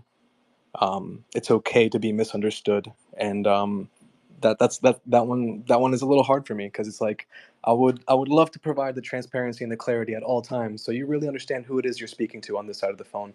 But I understand everyone's minds, plays games with them, and they can skew their perception at times. But I just wanted to brush up on that, and I just want to say thank you to everybody up here having this conversation. Like, this is amazing. Most of the time, I find myself in a space where they're talking about meme coins or this pump and dump or somebody rugged, but this is really nice. This is refreshing for me, and I really appreciate all of the advice and all the great energy everyone's sharing with each other here. Wait, what does it mean when somebody's rubbed? What does that mean? Dear sweet summer child. I heard pump and dump, and I'm like, okay, I know what that is, but what's it mean when you somebody's rubbed? I just come back upstairs after dealing with something. I come back and hear that, and I'm like, what? All right, so let's let me illustrate this for the you. Wheezing laughter has started. The wheezing laughter has started. Help. The claw has kicked in, ladies and gentlemen. But no, Finny, imagine this, okay?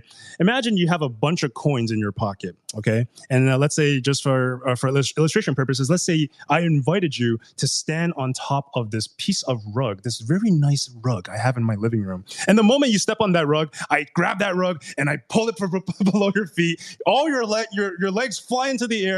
All your change falls out of your pockets. You have been drained. I just took your money. That is what we call a rug pull in this space. Basically, we just deceived you. We just rug pulled you, and we got away with all your goodies. That's basically what it is. I thought you said rubbed, like RUBBED. I was like, you know exactly what that means. Why? You don't need to ask me what that means. What the fuck?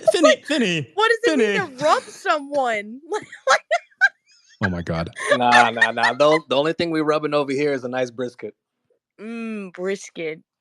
Oh, that sounds good. Damn, I feel like I just fell into that trap. You fully knew what that meant, and we just sat here talking about rubbing. No, I'm genuinely asking because I heard pump and dump, and I'm like, okay, I know what that is. Okay, and then you're saying and then you feel like you just rubbed someone. I'm like rubbed them the wrong way, like going against the grain. Is that what you mean? Or is this like a woohoo, like a Sims moment? Like I think that's probably what we would prefer, but no, that's not what it means, sadly. But hopefully, hopefully we expanded your vernacular in the Web3 world today, Finney. It's always amazing when we have we call them normies. I feel like that's like borderline insulting, but you know, Dang! yay, I'm a normie! Yay, wee, let's go! Please don't unsubscribe after that comment. I feel bad for I'm Spencer. unsubbing right now. In fact, damn it. I'm doing a chargeback on Twitch. I have 3 months under your name. Come on. What the hell? That was your mistake. This is bullshit.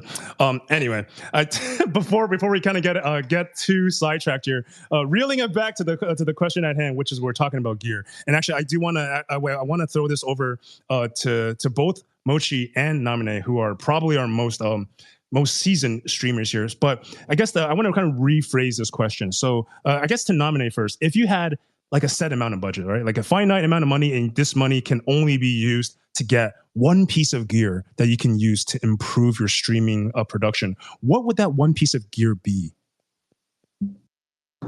I would say probably if I were to have that one piece of gear to improve my streaming, I would probably say, okay,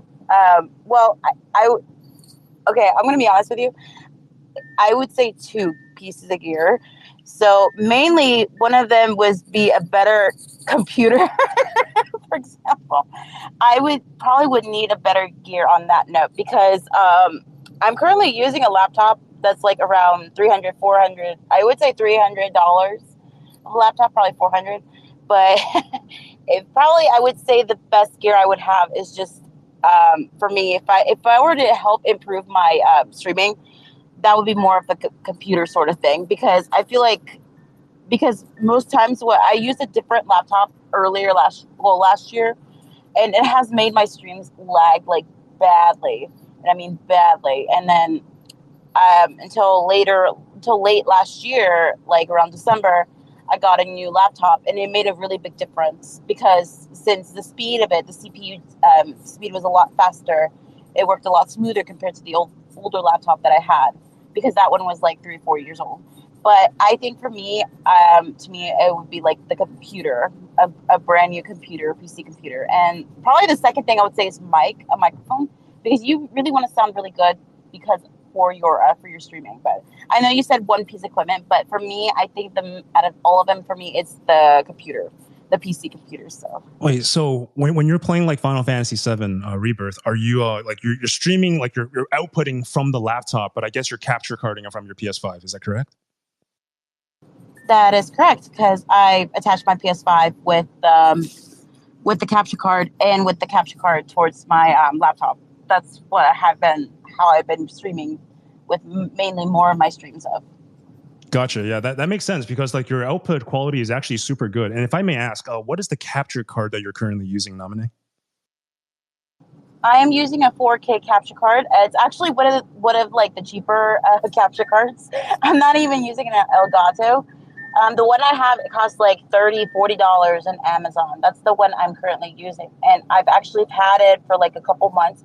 But there are times that sometimes the CPU does lag for like couple seconds from streaming compared to when you're actually when you're not like streaming, compared to when you're live and not and off stream. So, but yeah, I feel like to me and the thing is though, is that there are times that I really thought about maybe buying an Elgato, but I thought probably I'll give the cheaper one a chance because to me, I'll be honest, streaming is a budget. It is a budget, and the equipment, I looked it up.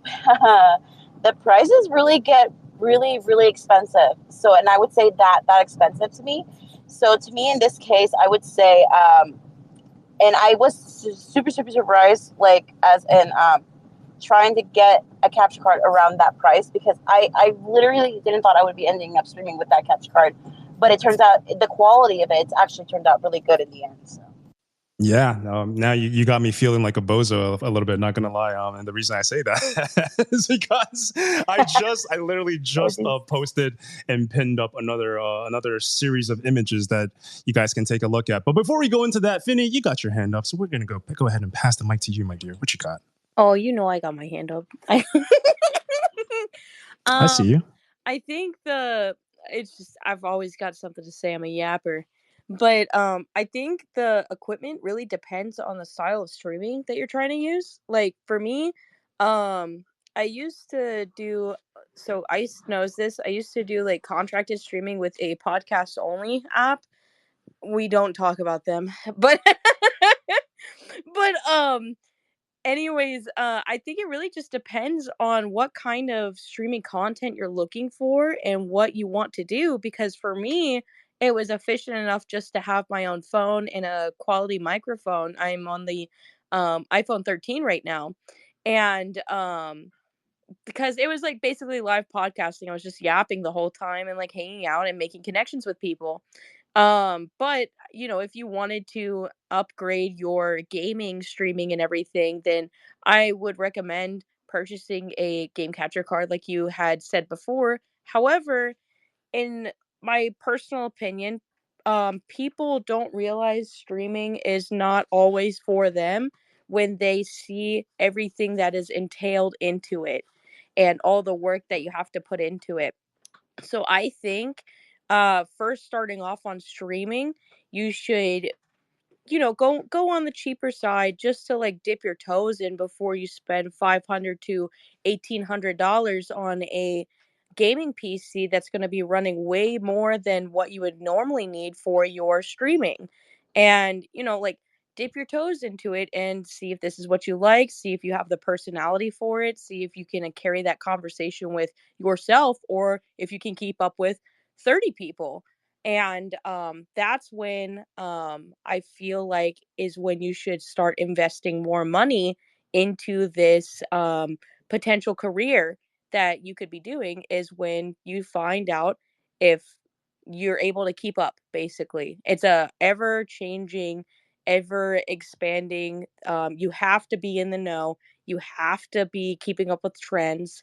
And if you can't keep up, or if it's not for you and you can't keep that energy all the time, then you're not thousands of dollars in debt or thousands of dollars in the hole for something that you are like, dang, I wasted all that time and money for something I don't enjoy, you know? Yeah, we're talking about all these things here. Actually, we have a donation incentive. We have a GoFundMe for Finney's PC. So if you guys want to help support the cause Hey, no for, way. for Finney's gaming addiction, we can we accept Bitcoin, Ethereum, Solana. We also accept cars because I think you need one of those too, right? Okay, we accept all of the following things. Anyway, non-exclusive. Yeah, you can just airdrop those donations right to my wallet. Thank you. But I do want to talk about the gear bit. But right before I want to talk about the gear, my man, my number one mentor when I first started the game has pulled up on set, and his name is Chris motherfucking D. What's good, brother? Thank you for joining us today, man. How you doing today? Good, bro. Oh, the energy. It's so good. What are you guys talking about? I just love this stuff. So catch me up. We were talking about we started the show actually by talking about platforms that we stream on. So we discussed all the things that you and I like spent our entire youth going through. So OBS, Streamlabs, StreamYard, breaking that stuff down. We're kind of segueing into like the mentality talk, ways that like things that a streamer should keep in mind, right? Like streaming with a positive attitude, keep the counter off. Don't care about how many people are listening. Just keep thinking about how you can be better regardless of who is watching you. Different things that Elon did with the API, and now we're kind of segueing onto this gear bit. And actually, before I already pinned it up, but before I talk about that, let me throw you this question, Chris, because we talked about this numerous times in our initial show. Back then, we had a show called Content X Creators. So the question I was asking the panel earlier was, if you had the budget to get one piece of gear for your entire streaming setup, one piece of gear as like a noob streamer, what would that one piece of gear be? I mean, I think for anybody, like, you gotta have a good microphone. You don't have to have like a dope ass Rodecaster and all that. But like my first mic was a Audio Technica 2100 something. I don't know. It was one of those, but it was less than $100. There was a USB mic, and like I don't know, it was the first time I had a mic that I could just talk into and record stuff on my computer, and it sounded good. And like, I think if you don't have that, you just got like the built-in mic, like that's still bozo status. Like, dude, you got to put money to something. At least start with the mic. Sound better, you know? See, this is exactly why we're on the same page, man. Actually, Nominee and I think Finney all recommended the same thing, and Chris, you as well. And that's exactly what I wanted to get to, because if I had no gear whatsoever and I had the money to invest on one piece of gear, it would absolutely be the microphone. I mean, this is assuming I have like a gaming laptop or PC or some kind of PlayStation console that can already pull the feed from, right?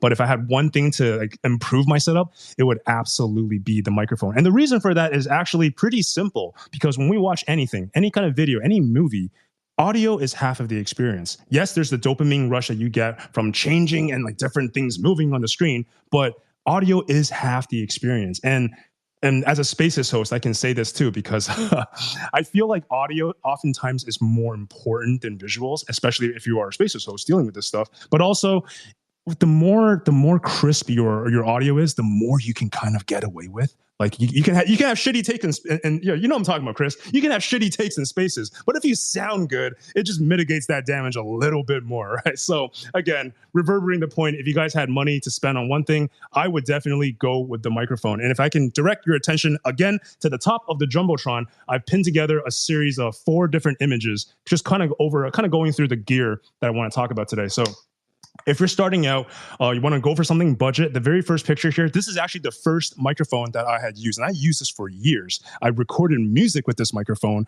All those songs that you guys have heard me on YouTube, all of those were actually recorded using the Maono USB microphone that is for $47. That actually it's got the boom arm, which is kind of, Chris told me it was crappy, so I had to change that. You know, when the boss says something, you got to do it. Because apparently I was pissing Chris off with like this constant like shit that was going on with that boom arm. So went ahead and tossed that out the window instantly. But the mic itself, the puff filter, all the things there, it's USB. Everything is so easy to set up. If you don't have anything, honestly, that setup will serve you for a very long time. But if you guys want to level up that microphone, that audio game a little bit, a really good option is actually the Rode podcast mic. And this one, it's really the ultimate in between. It's got pretty good noise filter. Like the gate is great. It's very compact. And there's actually certain models that can change color. So if you guys are one of those streamers, you're producing gaming content, that is actually a very neat piece of gear that can keep the viewers on your stream. Because I think a part of like a human dopamine chasing psychology is that when we see like different elements like changing on our screen, like things that just kind of pop out at us, it makes us interested. It holds our attention a little bit more, right? So that is actually a piece of gear that can be a double whammy. You can do both and one at a pretty affordable price. But for most of the big dogs, if you want to really dive down into the rabbit hole, I'm sure you guys have seen this brand by now. It is the Shure mic. The one that I use specifically is the MV7X, the XLR version.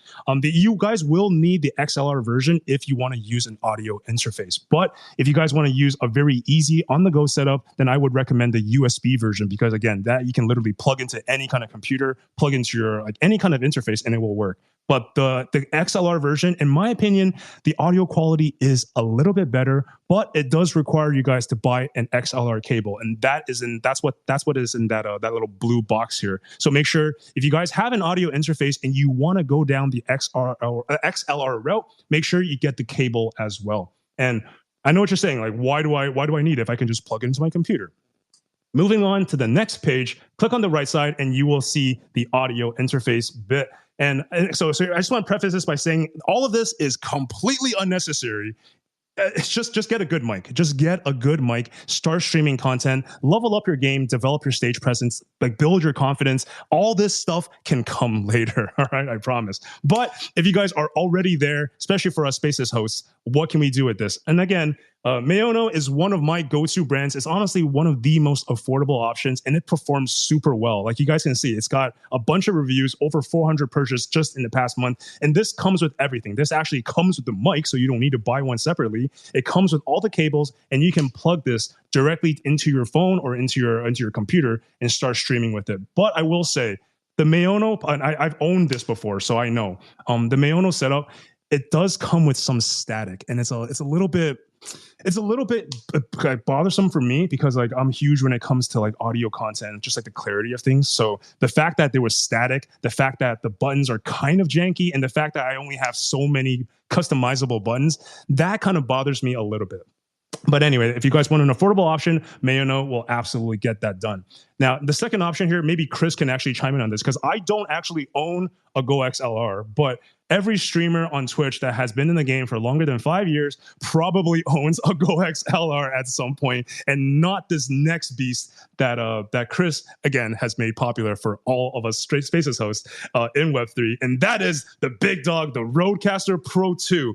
This can do everything. So whether you're looking for sound bites like, or you want to play music, or you want to phase in sounds, phase out sounds, whatever the heck you want to do, this machine will be able to do it for you. And the reason why I like the Rodecaster Pro 2 so much is that I can actually include my Discord community in part of my streams. And you guys probably saw this before. You guys, if you guys check out my streams, you'll see that whoever is in my Discord online with me, you can see their avatars in the bottom left corner, right? And then like when AC starts talking, her head will go pop, pop, pop, pop, pop, and it's gonna light up. And we can do this and isolate everything because of consoles like this.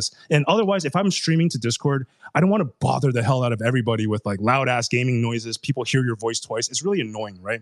People in the Discord only want to hear the Discord noise, and you can do that by setting your audio on a separate like a chat channel. So different channels, different ways that you can control, different ways that you can manipulate different audio sources. That is what this console allows you to do. So I would highly recommend it. But again, if you guys are just getting into the game, you guys don't have to buy any of this at all. Or if you want to get your feet wet, you didn't hear it from me, but this is totally what I did. I got the Mayono setup. I used it for like up until 3 days until I could return it. And then I returned that shit immediately and bought the Rodecaster Pro 2. So that's what I did. Don't tell Amazon, but there's a choice for you.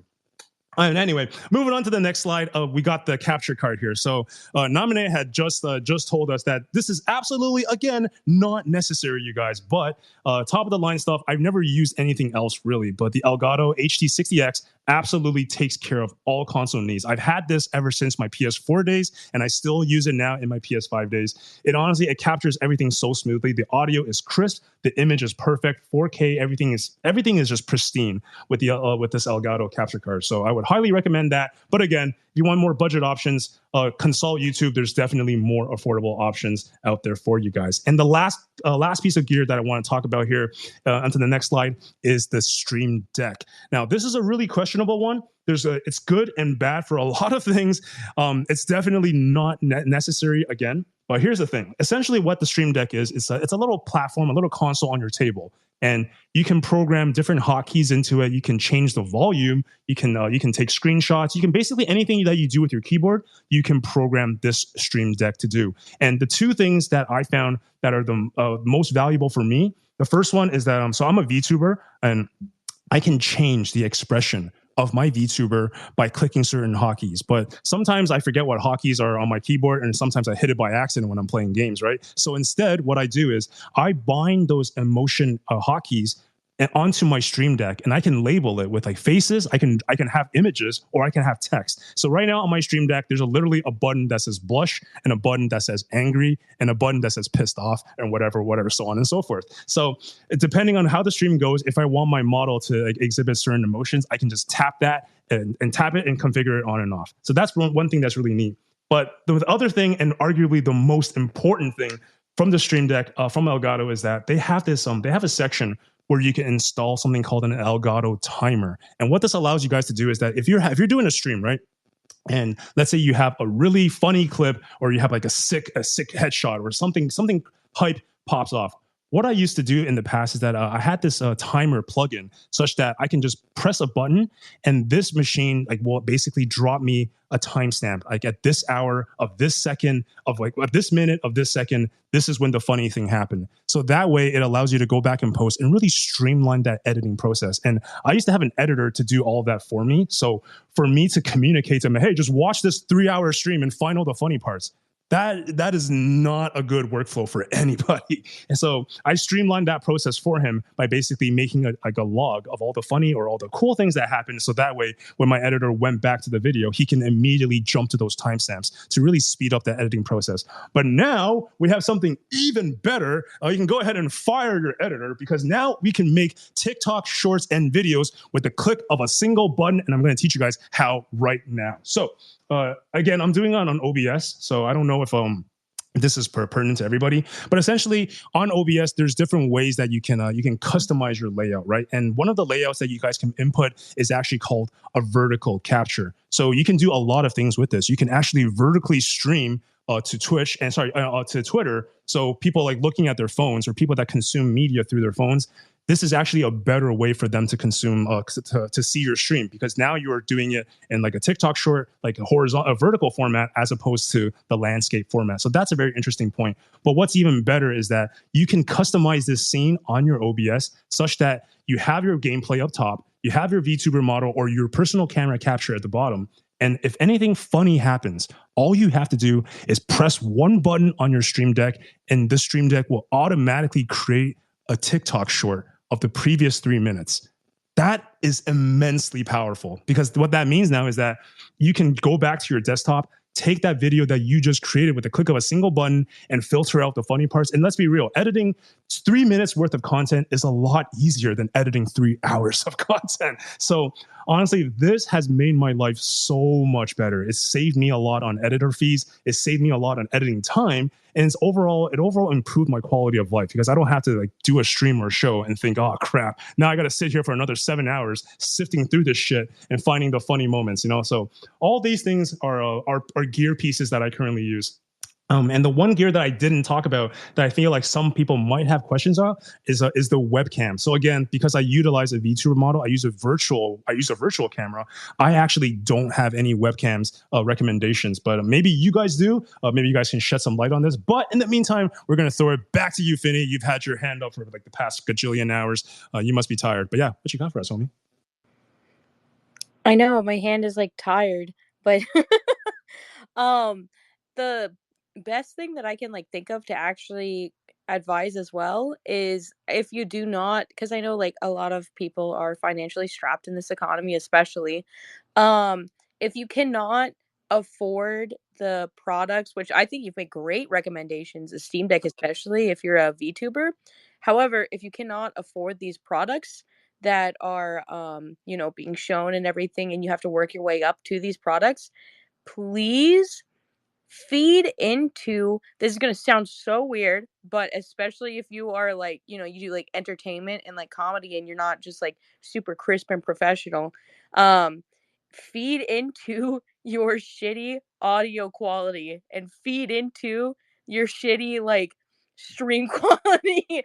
That is the best way for people to find out your personality, is if you're like, man, like, there goes my stream again, because I am straight up starting over again on Twitch from like this podcast thing I used to do. I'm starting over again. So I have like a laptop that barely runs, and I'm like, that's it.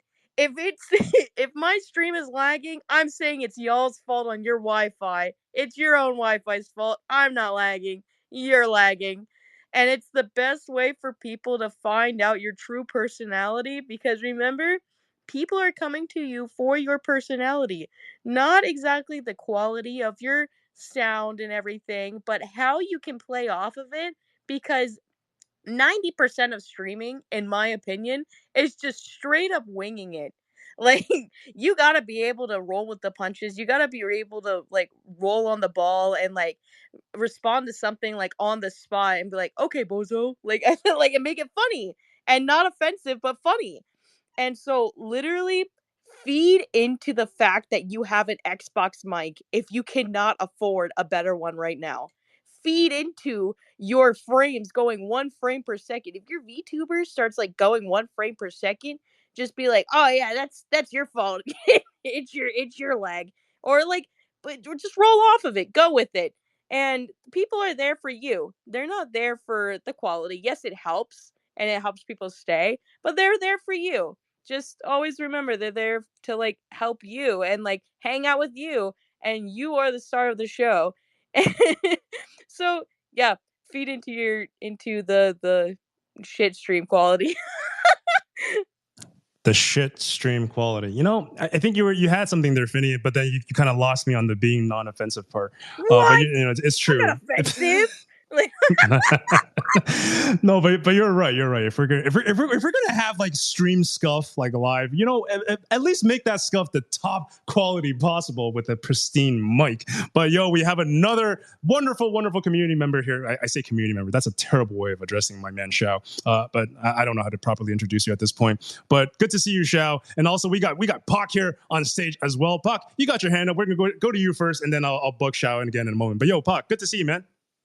Yo, good to see you too, Ice, and Chris, Shao as well. Shao's an old friend. So many legends in here. Finny, great points as well. Oh, Breads is here too. What's up, Breads? I'm actually glad that Finny went before me because so I'm an interesting story. I was a sponsored streamer before I got to um, crypto and Web3 like over 2 years ago now, and it was a weird time for me because I was transitioning from Twitch. I gave Facebook a little hot minute, but I was transitioning from Twitch over to YouTube. And I used to be that guy, Craig, and I was changing to Patchnock, and because that name was taken, and I was going to be exploring new opportunities with my content beyond just gaming, because that was a major trend back then. It was scary then to walk away from Twitch for a lot of major content creators, but fast forward to now, and a lot of them wish they did because contracts aren't really given out as much as they are, or as much as they were back then, I will say. But one thing I wish I knew way back when I started, and I mean like just after it switched from Justin TV over to Twitch, it was very niche and it was weird. And a lot of people were exploring and they didn't know what they were doing. All the people that started then that are huge now, they were in that crowd. And Summit, I remember going into his stream, and everyone that was a streamer would be sending him donations to ask him how he had his alerts that showed donations and like the username and like their message. And it was so new. And that was really like the groundbreaking moment, like kind of where we always say we're so early here. I wish I knew then. It wasn't so much about like my webcam, my video, it's my audio. So I'm glad, Ice, that you're recommending to people on this space to start with the audio side, because I think a lot get lost in the traditional streaming content creation world where they think, well, I need to have a camera and I need to have this setup and I need to make sure, all this is together. If people can't hear you, like that's the first battle. And there's a lot of major creators that have grown and have still stayed camless. They're just audio, just like you are here. And I always loved seeing Chris in spaces because as soon as he came in, I knew he was a real content creator, just the way he was presenting himself, what he was talking about. We talked about this in DMs a lot. Everyone here in Web3, it's really funny. If you have Web2, quote unquote, content streaming experience, when you come to Web3, the first thing that struck like me by surprise anyway was everyone here is a streamer or a content creator in that world and they don't know it. Like we're buying these PFPs where we talk about like building like a brand and we talk about like the content we're creating, whether it's like space hosts or even appearing on spaces, like the posts you put out there on X, if you do threads and stuff like that, you're all content creators already. And I always joked with Chris in DMs, like the missing piece that a lot of people are not seeing is the opportunity to do like VOD content, whether it's with a camera or not, because you're only hitting so much of an audience here. And I always tell people that are content creators, and please remember this if you remember anything, don't be dependent on any one platform. I'm old enough and I was in the game when Mixer was still a thing. Ninja left Twitch for that money and he still got paid, not a big deal, but I'm not shitting you, in the span of a few days, Mixer went from being one of the few top ones that people were that were contending with Twitch, that were new and upcoming, that people were thinking about going to a few days later being out of business, and like people were scrambling. And the only person that was okay in that situation were people like Ninja. You know what I mean? Everyone else was left like in the lurch. Like they moved their community over to Mixer from Twitch, and they made this big jump. And I actually had a lot of friends that are full time that were really affected by it, and it took a lot to rebuild. So, and even on the Twitch end, they have DC they have like the strikes and all that, and like people's clips and their content was being taken down, and even on the YouTube side, you can get demonetized. So don't be dependent so much on one platform. Be dependent on yourself, and work on yourself, and cast those nets out there as if you're marketing yourself. Create YouTube content, create like here, focus content on Spaces. If you're doing live streams, maybe go on Twitch or do the multi thing. That's what I would always recommend to people. But I'll close with this. I forget her name. She's not up here anymore. I'm sorry. But like she was saying, if you're not like able to buy like all this stuff that he's talking about, that's okay. Like he was saying, you can start with anything, but focus on the audio first. If you don't have the cam, focus on your content, like your message. That's what people latch onto. And if you have those moments, like she was saying, and I've had tons, where your stream kicks up or for performance or sound or any other issue, they're going to see it. Just be human about it. Be yourself. Remember that people are tuning in as if they're watching, if you go back like a couple of decades, they're watching their favorite, show on a network television. Instead, they're spending that time on you. They're not asking you to be like, sit there and give them a show, like a dance, you know what I mean? But be yourself, be genuine, create the content that's important to you. And that's what, hey, there's Finny. And that's what people will latch on to. And if you have those moments where you're feeling insecure because like, oh, my audio is down or my stream quality, whatever, just steer into it. Be human. Be like, hey, I'm working on this, whatever. If it goes too long, I will tell you from experience.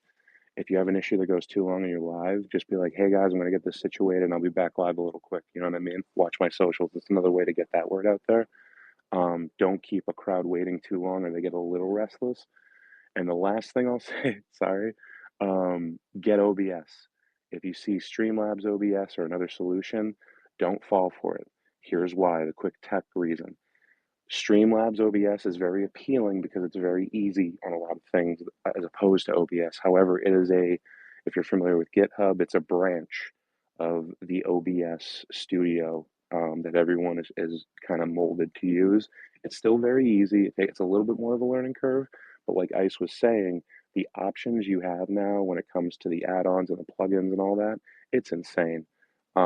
It's absolutely insane. And one quick shout out, he's not here in the space, he's not from Web3, but look for Nutty on YouTube, Nutty. Nutty will steer you on all the cool little plugins and add-ons that are popping up on the market. He's literally been in the game for such a long time. You can go back into his catalog and still find viable plugins today. And honestly, you guys are spoiled with the amount of AI tools that are out there. Chris is going to be able to give you way more options. Ice as well, because I'm not in the game actively right now. I'll be coming back. Don't worry, your boy's still here. I just got a kid, guys. Let's be real. But no, thank you for putting Spaces on like this, because I know I've been talking a lot, but I think a lot of you need to hear this. You're tremendous content creators. Have faith in yourself, but cast that net out there. Don't be afraid to take those leaps. I literally have told Chris, I've told others, I sit back and it's almost like I'm a talent scout. And I know that sounds like, oh, I'm not trying to sound big. I'm not. I was really not like a huge big time, but I focused on the craft of creating content. And if you can get that, honestly, the sky's the limit. That's the key. It's not really about the numbers you have right now. It's the knowledge you have right now to apply that and really get your message and your brand out there. That's how you get noticed. It's too saturated nowadays. It's not like it was when I started. I can tell you from experience, you could be lazy back then. You just had to be online. Now, you got to work for it. You got to get that message out there, that word out there across platforms. So thank you so much for letting me speak so much. But this is something I'm very passionate about. You have legends up here, guys. Please listen to Ice Chris. I can tell you from experience, they take it. They're outside of the Web3 content game. They're in the real content game.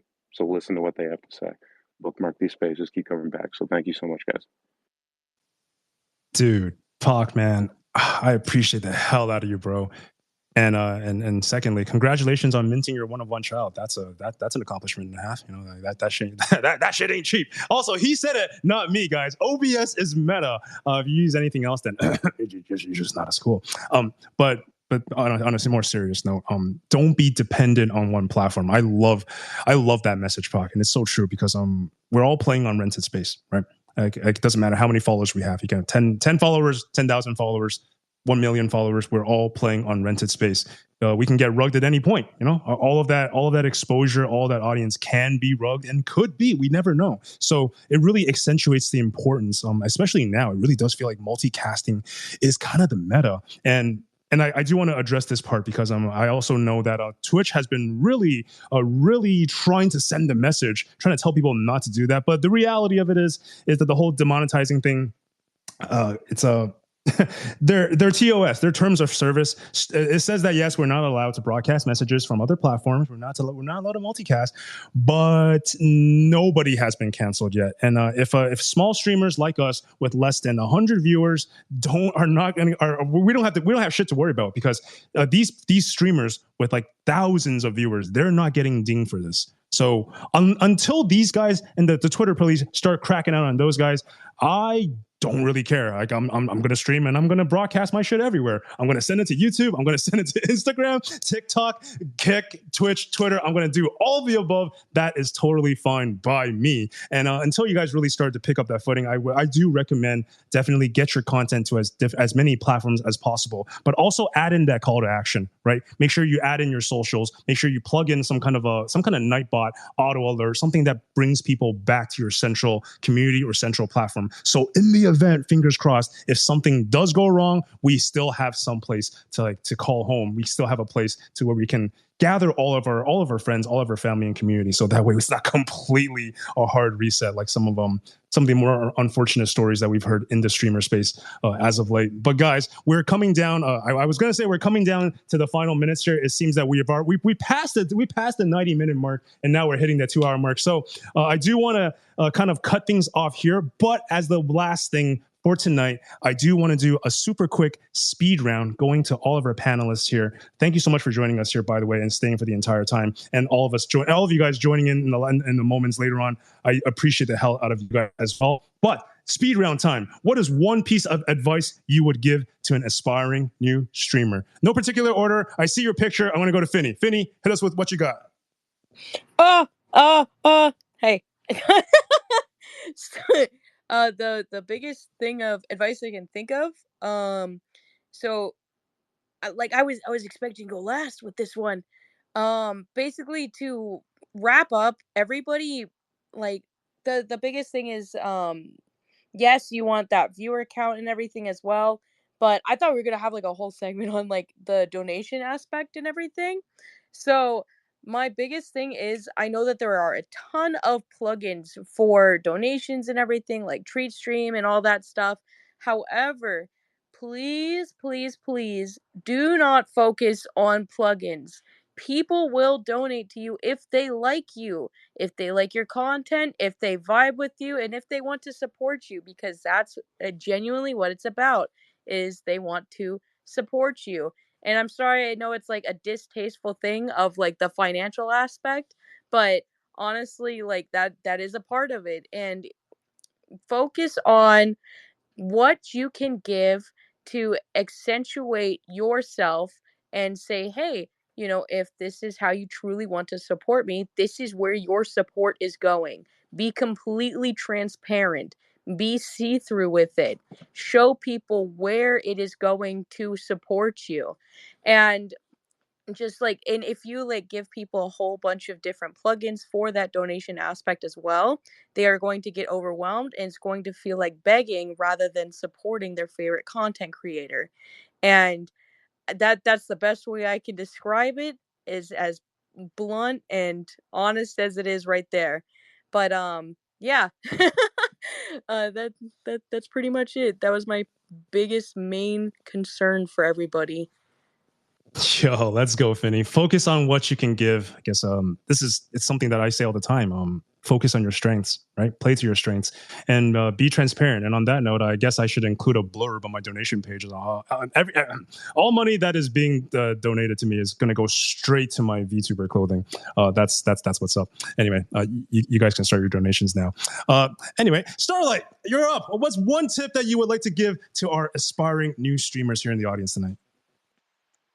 All right. One tip would be to be patient with yourself. We covered a lot of information tonight.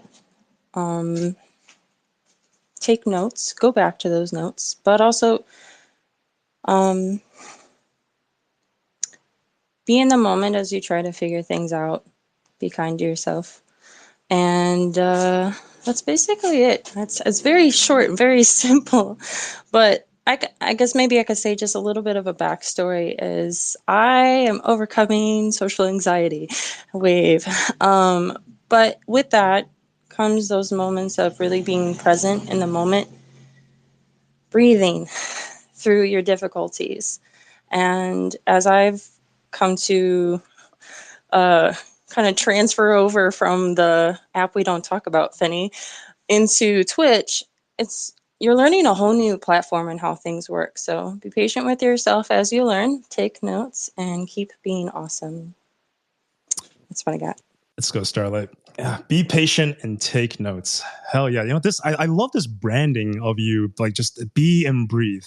It really does make it's putting things into perspective now. I'm glad that we had this chat today. I'm glad that in an indirect way I got to know you as a person and your branding just a little bit better. So I really do appreciate you, Starlight.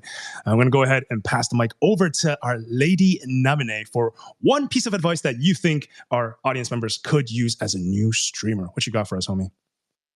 Mainly, I would say do not worry about. If I were to have to say about the advice, I would say appearances don't mainly they don't really matter as much, but I would say it doesn't matter where you stream from, the console, or if you're using a webcam, or if you're using like a VTuber or any model or anything like that. What matters is you provide the I would say let's just say this. You provide the entertainment towards your audience, I would say, because I don't use a webcam. I don't use a VTuber model. I mainly just use my creative overlays, but mainly just be yourself during the streams. You don't have to be someone that you're not, trying to be someone that you're not. Mainly the people come in for you and only you. They don't come in for the games you play or the sort of your appearances or anything. So it doesn't matter whether you play from the console or PC or anything like that.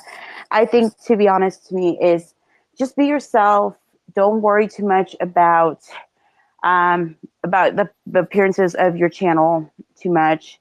Like I said, I know it is a little I know for some streamers that are coming starting off, they will be streaming from a console and stuff like that. But don't be in a hurry to upgrade, do any updates or upgrading your streaming, because like I said, it does take time. It does take time before you get to play around with I would say before touching in with the buttons of the studios on the laptop or the consoles or OBS Studio. But just take your time. You don't need to worry too much about your appearances. Like I said, your viewers only come in for yourself. Just mainly be yourself. I would just say it that way, because like I said, I didn't believe it at first, but after being myself for a couple times, I have managed to gain a good amount of viewership and a good amount of community, I would say. So, but yeah, mainly about appearances. Just not really too much of appearances, but I would just say, just be who you are. Don't pretend to be someone else, and you'll do just about fine. So, Hell yeah, nominate. Be entertaining, be yourself. And again, we spoke about this before, but just be you and let the people who love you for you come back to the stuff that you do. I think that is the ultimate message we want to send to all our content creators out there. Thank you for that, nominate. We're going to go over to Young Jaritos. I don't know why I pronounced it that way. I didn't realize there was an umlaut over the O. Anyway, let's just go with Young. Young man, what's one sorry, what's one piece of advice you would give to an aspiring up and coming streamer, my guy? Man, not to be repetitive in any way, but I really think emphasizing on allowing yourself to be free, allowing yourself to be you, just be you. Because the second you start throwing on theatrics and you start throwing on a facade, then that's a lie you are leading. That's a life that doesn't belong to you, and it's not a reality that is aligned with the truth. So always be yourself.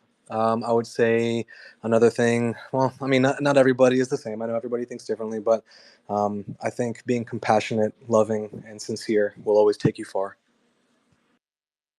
Ooh, I love that one. Be sincere, be compassionate. That's yeah, I know. I see the hate DMs coming now. Finny, stop it. I know. I'm an asshole. We can come to accept that. It's fine. One night, what a night this has become.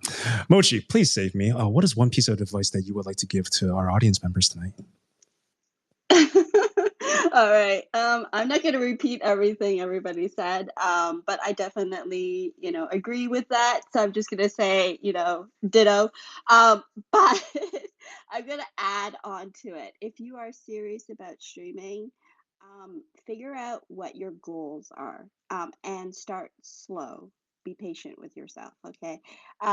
Streaming is a long journey if you stick to it, and it doesn't matter what platform you're on, but that attitude carries forward, okay? And then also another really good piece of advice is build your community. Just like Web3, build your community, build the people that you support. They will support you in return. It's as simple as, they follow you, you follow them. If they stream, you can just lurk. You don't have to stay in their stream. But that type of support goes a long way. And if you didn't know, on Twitch now, in the past, you could host people. Okay, you could just go in and host somebody and get out, and that was your support. Okay, now you can't host, but you can recommend. You can recommend streamers from your community. And when you're not streaming, like the break that I took for a couple of years, all my friends were still recommended when they streamed. Okay, and you can do the same thing in your Discord community and so forth. All right, but I'll just leave the piece where I'm always available. You can ask me questions. You know where to find me. I'm in ISIS Discord. I'm on X.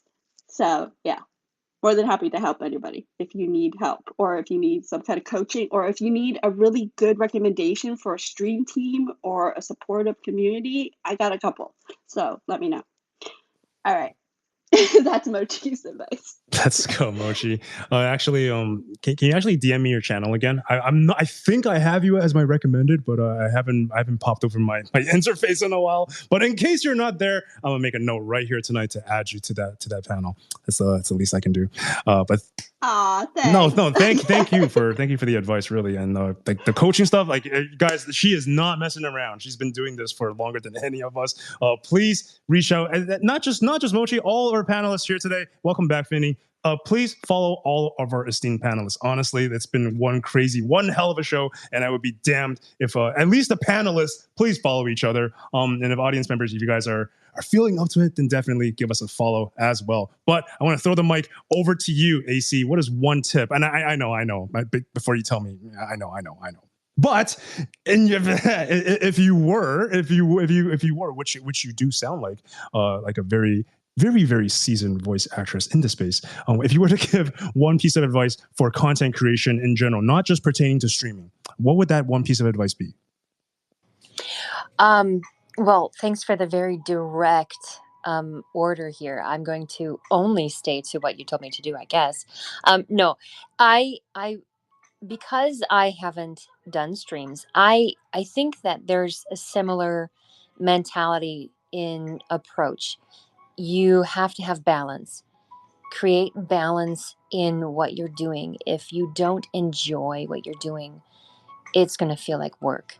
And when something feels like a chore, you're going to feel like you're underneath that weight. It's going to feel heavier and heavier. So if you enjoy something, take care that you don't see it as work. It will take the joy out of it. Enjoy what you do, enjoy your life, spend time on yourself, and take those moments that you can for yourself, because if you are opening your home to people viewing you in any capacity, that feels like an invasion at some point. That is, it can feel overwhelming at times. So create a balance that you can make sure that you're not expecting too much from yourself. This has been stated very often. I guess I'm just saying it in a different way.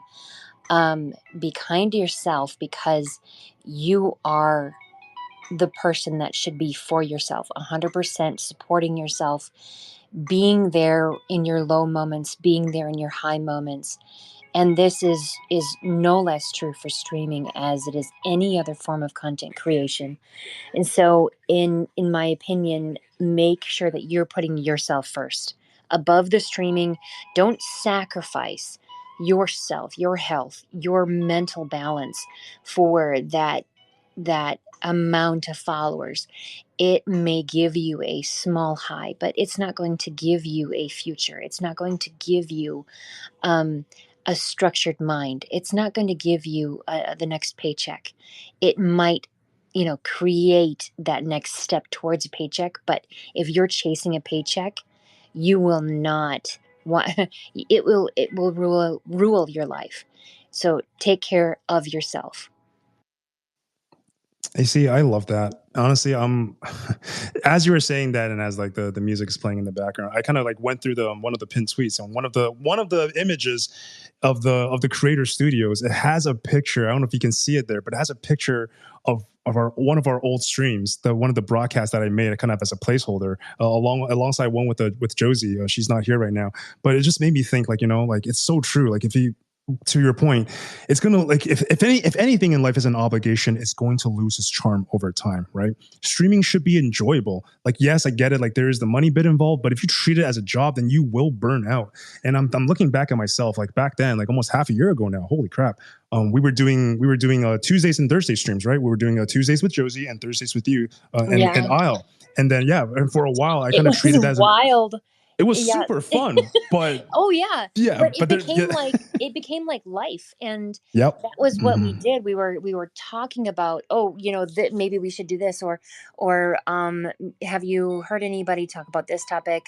Maybe we can invite them, or should we add this to the stream? What is kind of fun?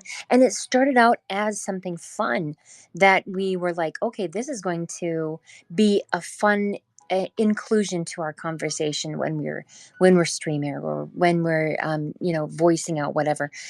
But it got overwhelming because it was daily then, and that should have only encompassed a small portion of the week, not the day, because it wasn't a job.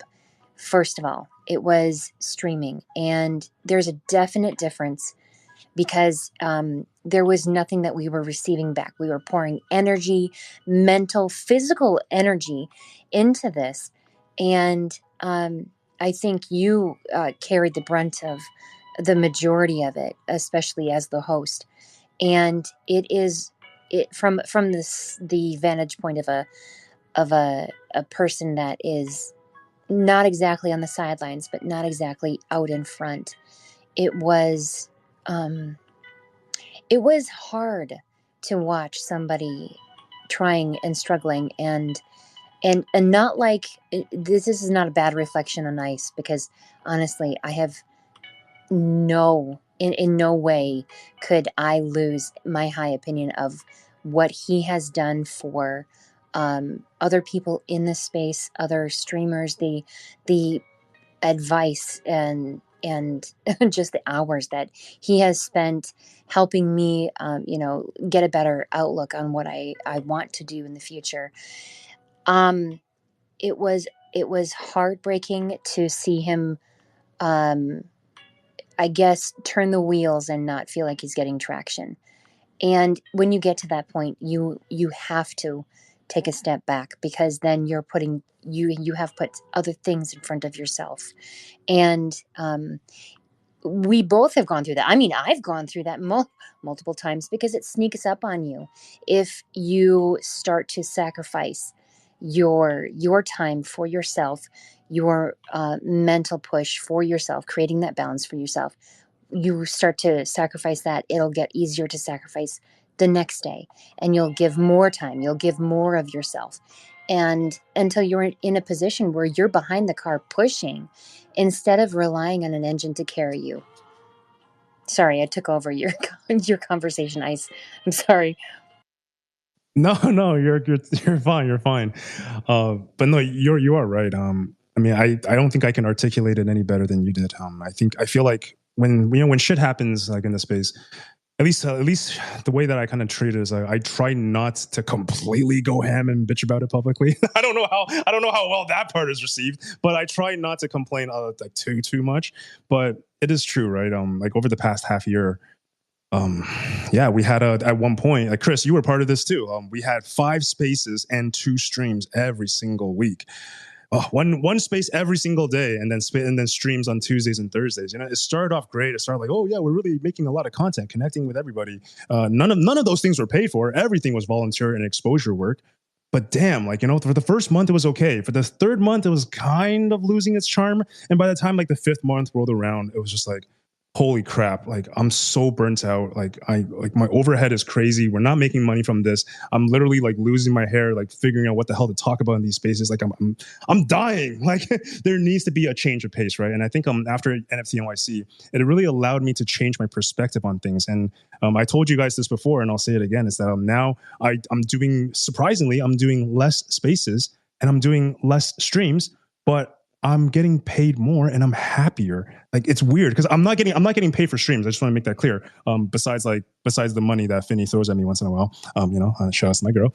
But I do like it that now I can treat streams as actual leisure, Just like AC said, streaming should be enjoyable. It shouldn't be an obligation. I want to stream and have fun. I want to create the content when I have free time. Nothing is worse when you're doing a bunch of shows. After the show, you're like, oh my God, fuck, I got to do another one. And then after all that is over, fuck, I got to edit this. Like this just, everything was piling up. The only thing I had to look forward to was to take my dog out. And at one point, I wasn't even looking forward to that anymore. So just so many things happened in life that kind of snowballed and kind of just absolutely annihilated me. But being at NFT NYC, kind of like really opening up my mind a little bit, seeing how other content creators like kind of balance their work life. It really was a huge inspiration. And honestly, I can't give this man enough flowers, but Chris, you've reached out to me on multiple occasions, and usually when you find me, it's when both of us are struggling, both of us are having we're running into difficult times. So you honestly, man, along with most people here on the panel, like you guys have given me so much love and support, really giving me that drive and that push to get through those dark times. So I really do appreciate you. I do want to get to Xiao, Chris, and Breads for their advice, but Namine, you got your hand up, so we're gonna toss the mic over to you first. What you got for us, homie?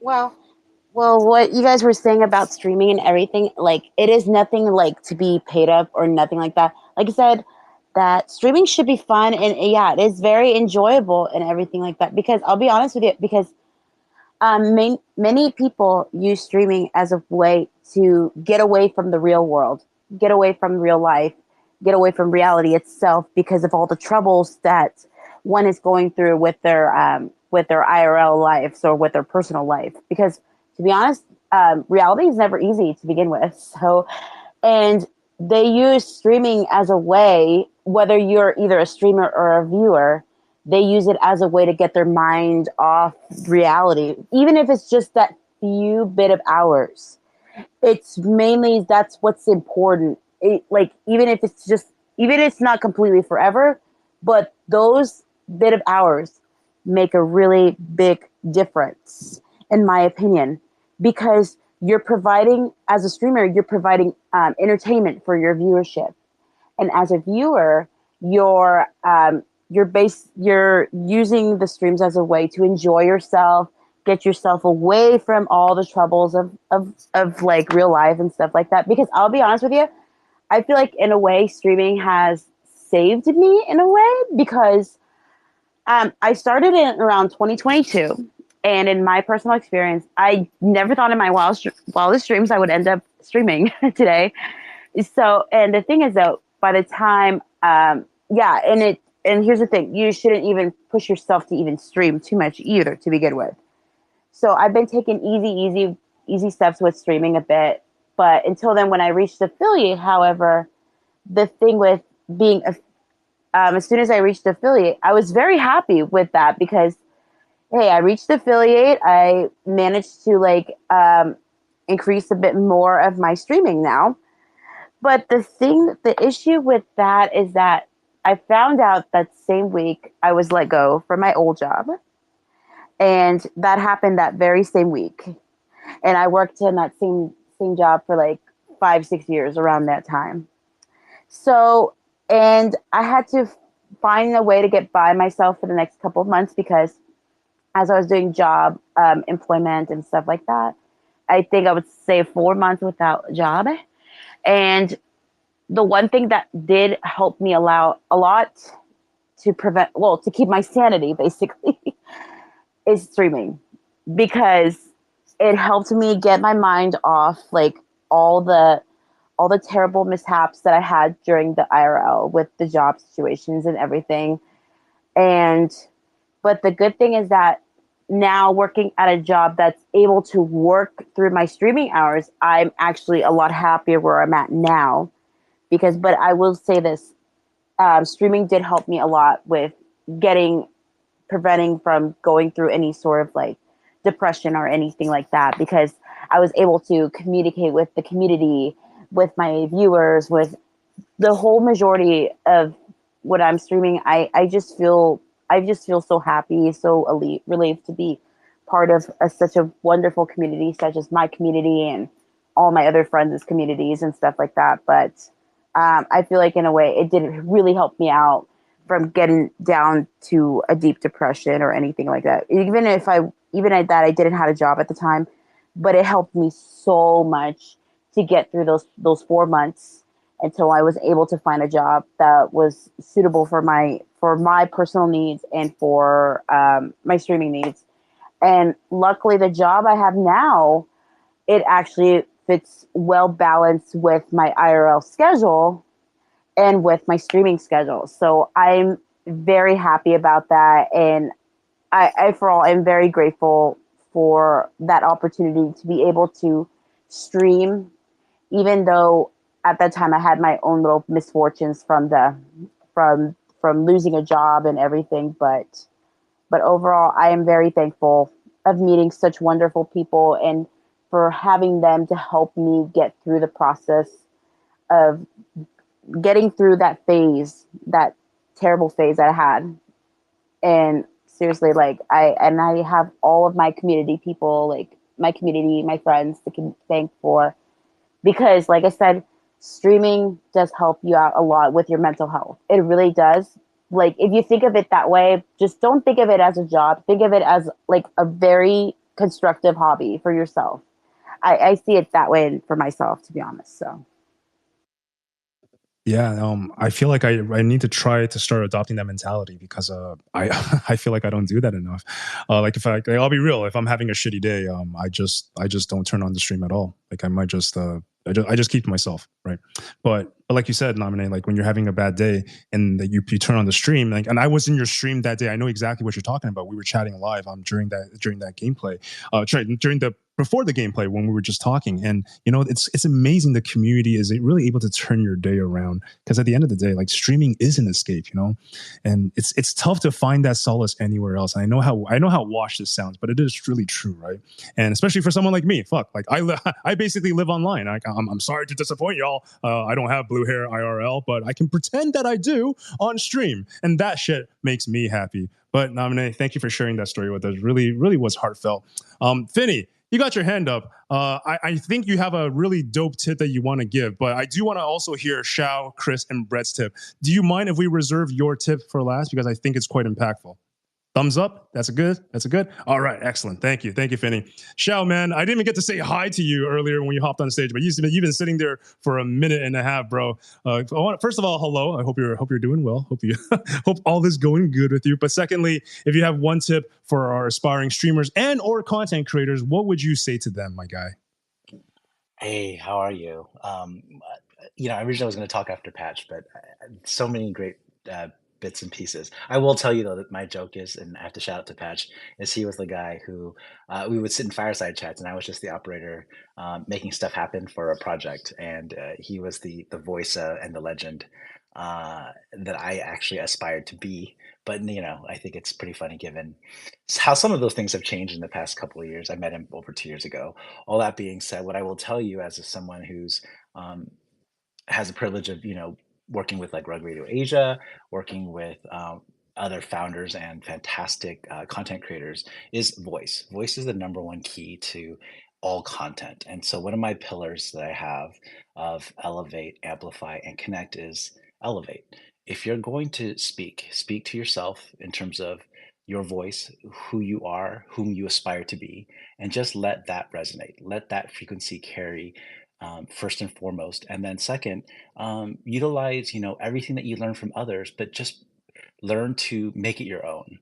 And so I think that would be the number one way I would recommend people, because to be honest, when I first got into hosting and into spaces as much as I did, I actually looked up a lot to Ice, Basa, and so many others, because, they really took this area very seriously, and they were really doing things that I believe were authentic to whom they were and they are. And I think that's what matters most, and that's what carried for me. So that's what I would give in terms of feedback, advice, and and successfully for me, if you want to consider success of what I've been able to do, is just keeping that voice and being true to myself. Let's go, Shao. Elevate. Oh man, and personalize. That's one I haven't heard in a while, bro. And it's so true. We can get inspiration from other people's content, but if we start copy pasta and everything, then it looks a little bit lame. People can sniff the bullshit from a mile away. But if you personalize it, give your own twist, give your own branding, and apply it to that, then you own that content, you own that niche. And we talked about this many times tonight. I don't want to be overly repetitive, but again, guys, if we're going to make content, do something that is personalized to you. Don't try to pretend to be anybody else. You're going to burn out. You're going to get sick and tired of that life. Just be you. It's going to sound slow. It's going to be an uphill battle. It will feel like that. But at the end of the day, you guys want to have viewers and a community that is there for you, not for the person that you're trying to be. And I can't stress that enough, guys. We've seen too many content creators in this space burn out, so I don't want to see that happen again. But damn, man, Chris, I don't know if I'm ready for this one. We keep the ace in the pocket, I guess. But dude, man, I know you have a lot of advice to give. But hell, you've already given the space like every single advice possible, in my opinion. You're probably one of the best educators that I know here in Web3. But if you were to limit all that good stuff to one piece of advice for our audience tonight, what would that one piece of advice be, man? Shing, I'm Basa. No, I'm just kidding. You don't have to do an intro, but it's cool. But you can do this. I love playing background music. That shit hits. That's just something special. So there's no silver bullets. That's what I say. There's not like one thing that you're going to do and then everything else is going to fall in place. There's no camera that if you get that, then you'll get viewers. Then you'll get subscribers and make money. There's not a mic that'll do that. There's not a interface that'll do that. There's not a brand deal that's going to make you famous and it's going to be a big deal. It's just like a slow, steady burn. You can burn yourself out if you try to go too fast. So enjoy it. Enjoy the ride. Share it with as many people as you can. When it's tough, share that. When it's going great, share that. When you get the new piece of gear, share that. Take your audience with you so they can enjoy that new camera or that new mic or whatever, and just keep it going. Because why would you want to be the rich kid that just shows up with all the dopest stuff off the bat before you've got an audience, before anything else? That's boring. People want to see the progression, be on the hero's journey. So anyway, that's what I say. No silver bullets. Don't aim for that shit. Just keep it going slow and steady. That's it.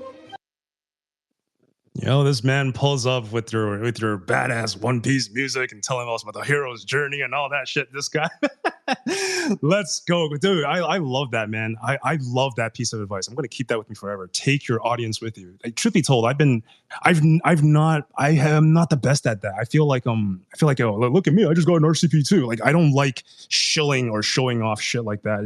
It always felt a little bit cringy to me, but from your perspective, you're trying to tell a story, right? And from the perspective of really taking your audience on that journey with you, on that hero's journey. Based on that alone, I'm going to start shilling the crap out of everything I own. Just kidding. But no, dude, Chris, thank you so much, man. Every single time I have a conversation with you, whether it's through DMs, one-on-one chat, or through streams or through spaces, I always learn something. I always learn something when I chat with my man, Chris D. So thank you again for pulling up. And I did notice, you definitely pulled back from the car situation to your RCP too. So that's a nice change of pace. I got you. I hear you, boy. I hear you, homie. With that being said, Breads, man, thank you for showing up. I know you've been there for quite a while, but I do want to check into the cutest PFP that we got here on stage. I absolutely love what you did with mine back in the day. I love that edit that you made. So thank you for that. But bro, if you had to give one piece of advice, whether it's through spaces or streams, to our audience members, what would that piece of advice be? Probably love what you talk about.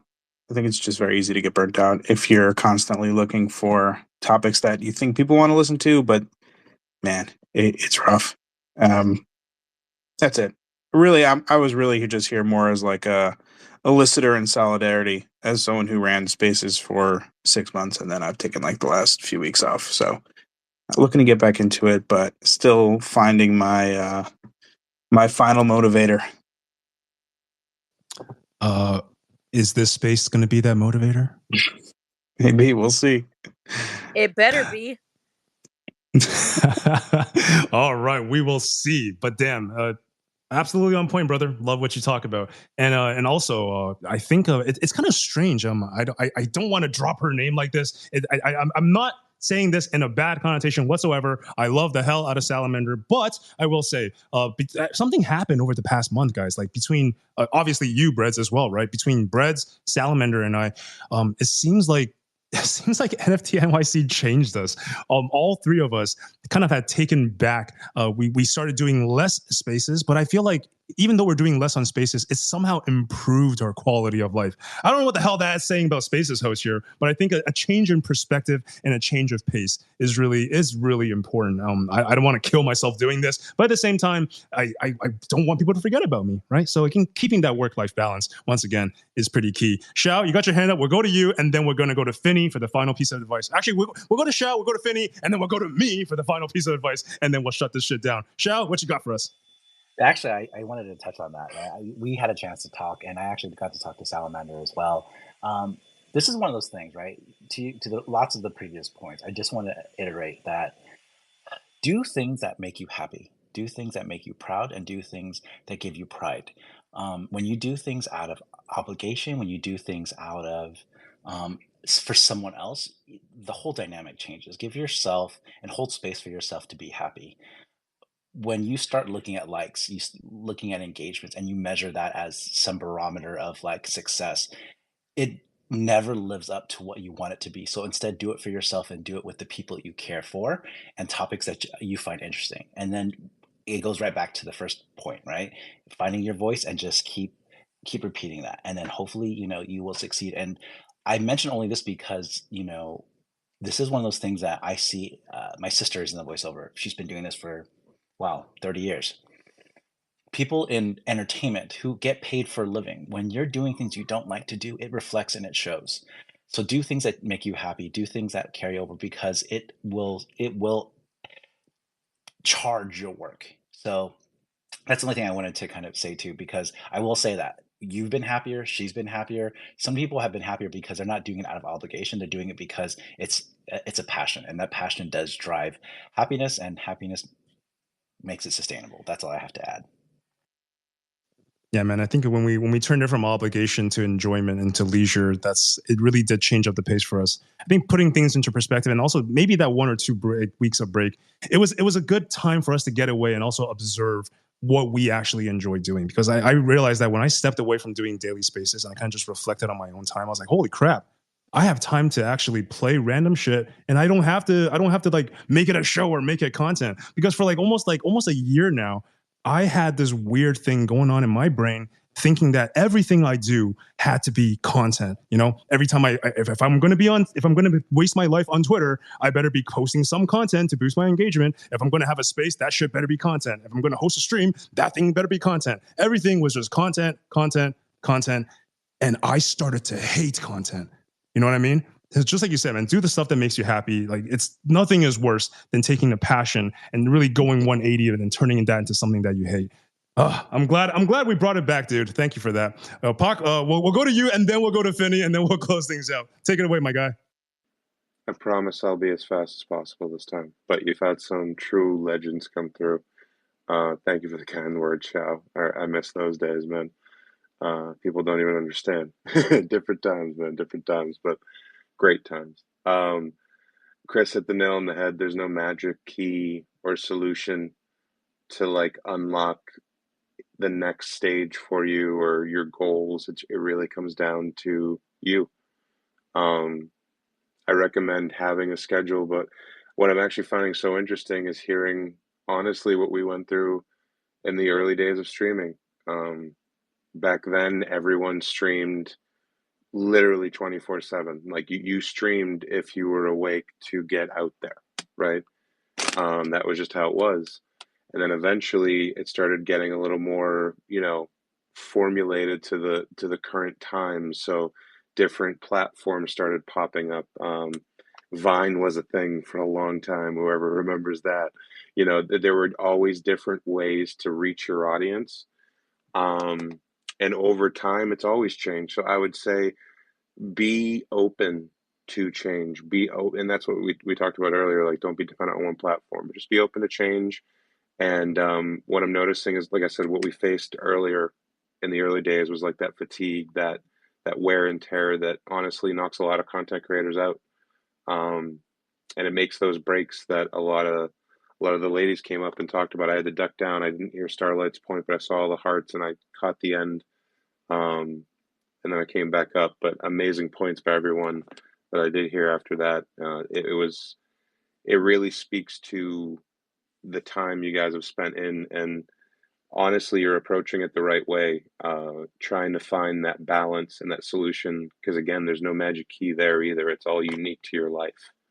That's one of the biggest reasons I stepped away. I had sponsors, and talking about those moments and growing with your stream, I literally got a sponsorship because of my community, kind of. Literally, I always had Voodoo Ranger Beer IPA on stream, and my community would always joke like, "Oh, they should sponsor you. They should sponsor you." And then we actually came to find out, oh, they're actually sponsoring streamers now. So I went to visit them at PAX at one of their booths, and I guess won them over. And the year later, I was never like a huge creator, but through being sponsored by them, I was able to bring a year later, after I got like basically connected with them, 10 of my friends, and we got to go to the like Voodoo Ranger bar at PAX East. And literally, I can't express to you guys, I got to go to like this little section and get these little like poker chips that they got to show to the VIP like guard to basically get in. And I got to hand those out. I felt like a king. And I was no one special, but I felt like a king to be like, yeah. See all these peasants walking around, just walking up and getting a beer, and like they're all shoulder to shoulder. See that section over there with no one in it that overlooks the entire convention with the cart of free beer? Here's your poker chip. You're welcome. Let's go have a badass time. I had viewers with me that came out to meet me. I had like close friends, other content creators, and I got to meet people that were connected to Voodoo that were on a different level of content creation, like full time, and like producing shit, like literally in studios. So it was really cool to experience that. So don't be adverse to those experiences with your community. They're going to latch onto it. And literally that was the selling point when I met Voodoo was, hey, my community is always joking I should be sponsored by you guys anyway. We just found out you're in it. And my other sponsor was a game studio company that I always use. So like, it kind of speaks to the same thing that people always vibe with here. If it's something that like you've used, you would recommend to a friend anyway, even though you're not being paid, if there's ever an opportunity to maybe work with them, take advantage of it.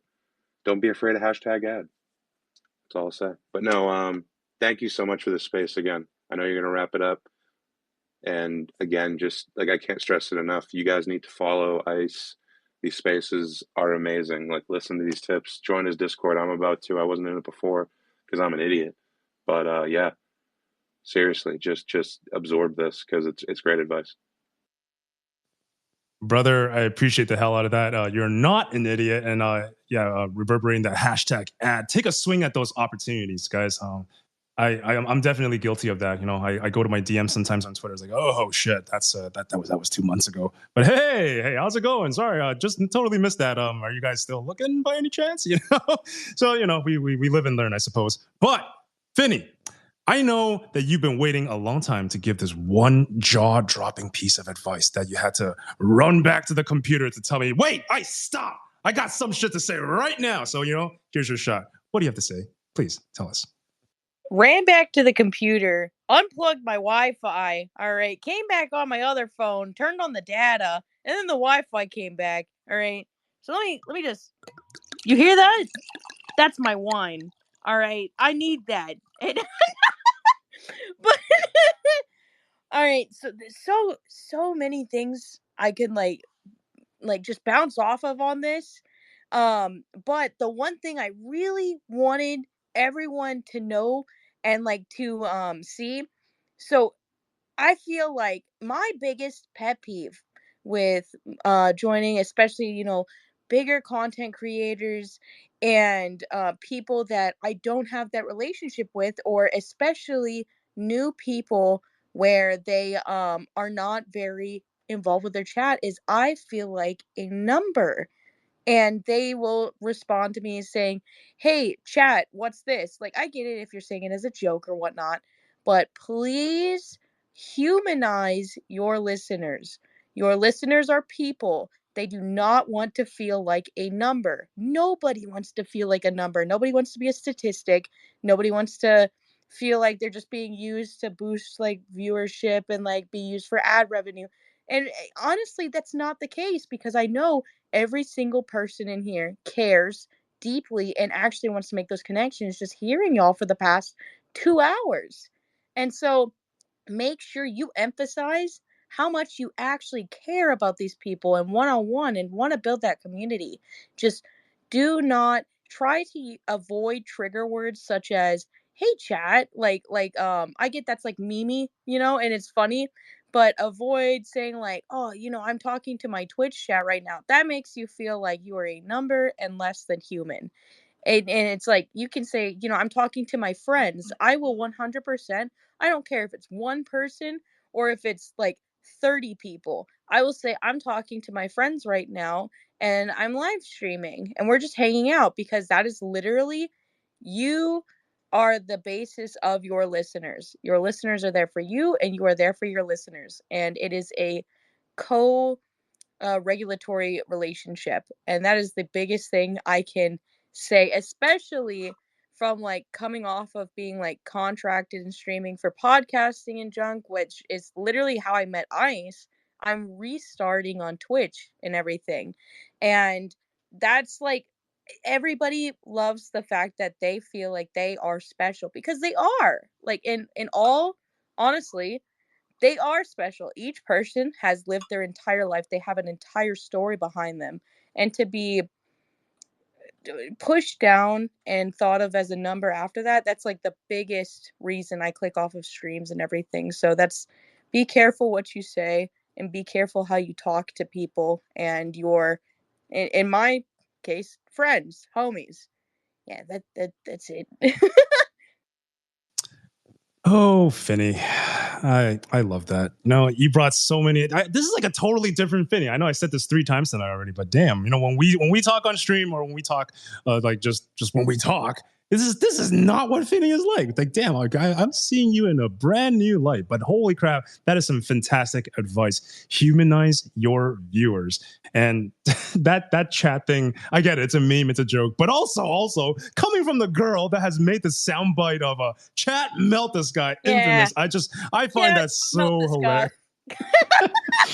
That's a dumb inside joke that we got going on. But the humanized reviewers part, like that is one of the most powerful pieces of advice that I've ever heard. Super relatable. I think all streamers, all content creators, and Spaces hosts, as a matter of fact, can take this advice to make their content even better. So thank you for sharing with us, Vinny. And I do have some advice that I want to throw down as well, and then we'll get ready to wrap things up here. I got 3 pieces of quick advice, 2 pieces of really fast ones, and then 1 more important one. So the first thing is that before you guys boot up any stream, please make sure you go to your stream settings and configure the things properly. You guys probably have your bit rate way too high or way too low. That's going to turn out to be a really janky stream. Your audio is probably not connected properly. You're probably blowing up your viewers' audience or whatever. Maybe the music is way too loud. Maybe the gunshot audio is way too deafening. Make sure you have a moderator or somebody to help you do an audio test. Or as a last resort, and this is the one that I do, record your streams. For 2 reasons. First of all, we can do that audio testing that we just spoke about. But more importantly, having your streams and also your spaces recorded, it allows you to play them back. If you play back your spaces and you play back your streams, this is how you get better as a host. Listen to the points where you started to choke. Listen to the points where you started to fuck up, or you don't know what to say, or maybe you can segue the topics a little bit better, right? These are all things that we can reflect and look back on. And we can't do that unless either someone points it out or unless we record it and we point it out for ourselves. But I think the most important bit about all this is that having a stream recording allows you to edit this content down the road. Because you never know. You really never know when you captured that sick clip until you play back your own stream in the editing studio, right? But guys, I thoroughly enjoyed chatting with all of you guys tonight. And I haven't done a space that was more than 90 minutes in a long time. And I think tonight we almost doubled that. So that's a little bit crazy. But oh man, I think if we do have a follow-up space to this one, I think it would be really fun to do like a full breakdown on how to set up a VTuber model, maybe deep dive into stream settings and how to configure audio channels properly if you guys are going to grab that mic as your first piece of streaming investment. And of course, if you guys have any further questions, please feel free to DM me, hop in the Discord. We'll be happy to help you guys out. But ladies and gentlemen, this will mark the end of our show for today. Thank you so much to all the panelists that pulled up to speak. And of course, thank you to all the audience members that helped drop a like, comment, and repost. We really do appreciate each and every one of you. Now, make sure you guys are following all of these legends here on the panel tonight, and let's get out there and level up our streaming game together. But until then, this is going to be Ice signing off, and we'll see you guys in the next one. Peace.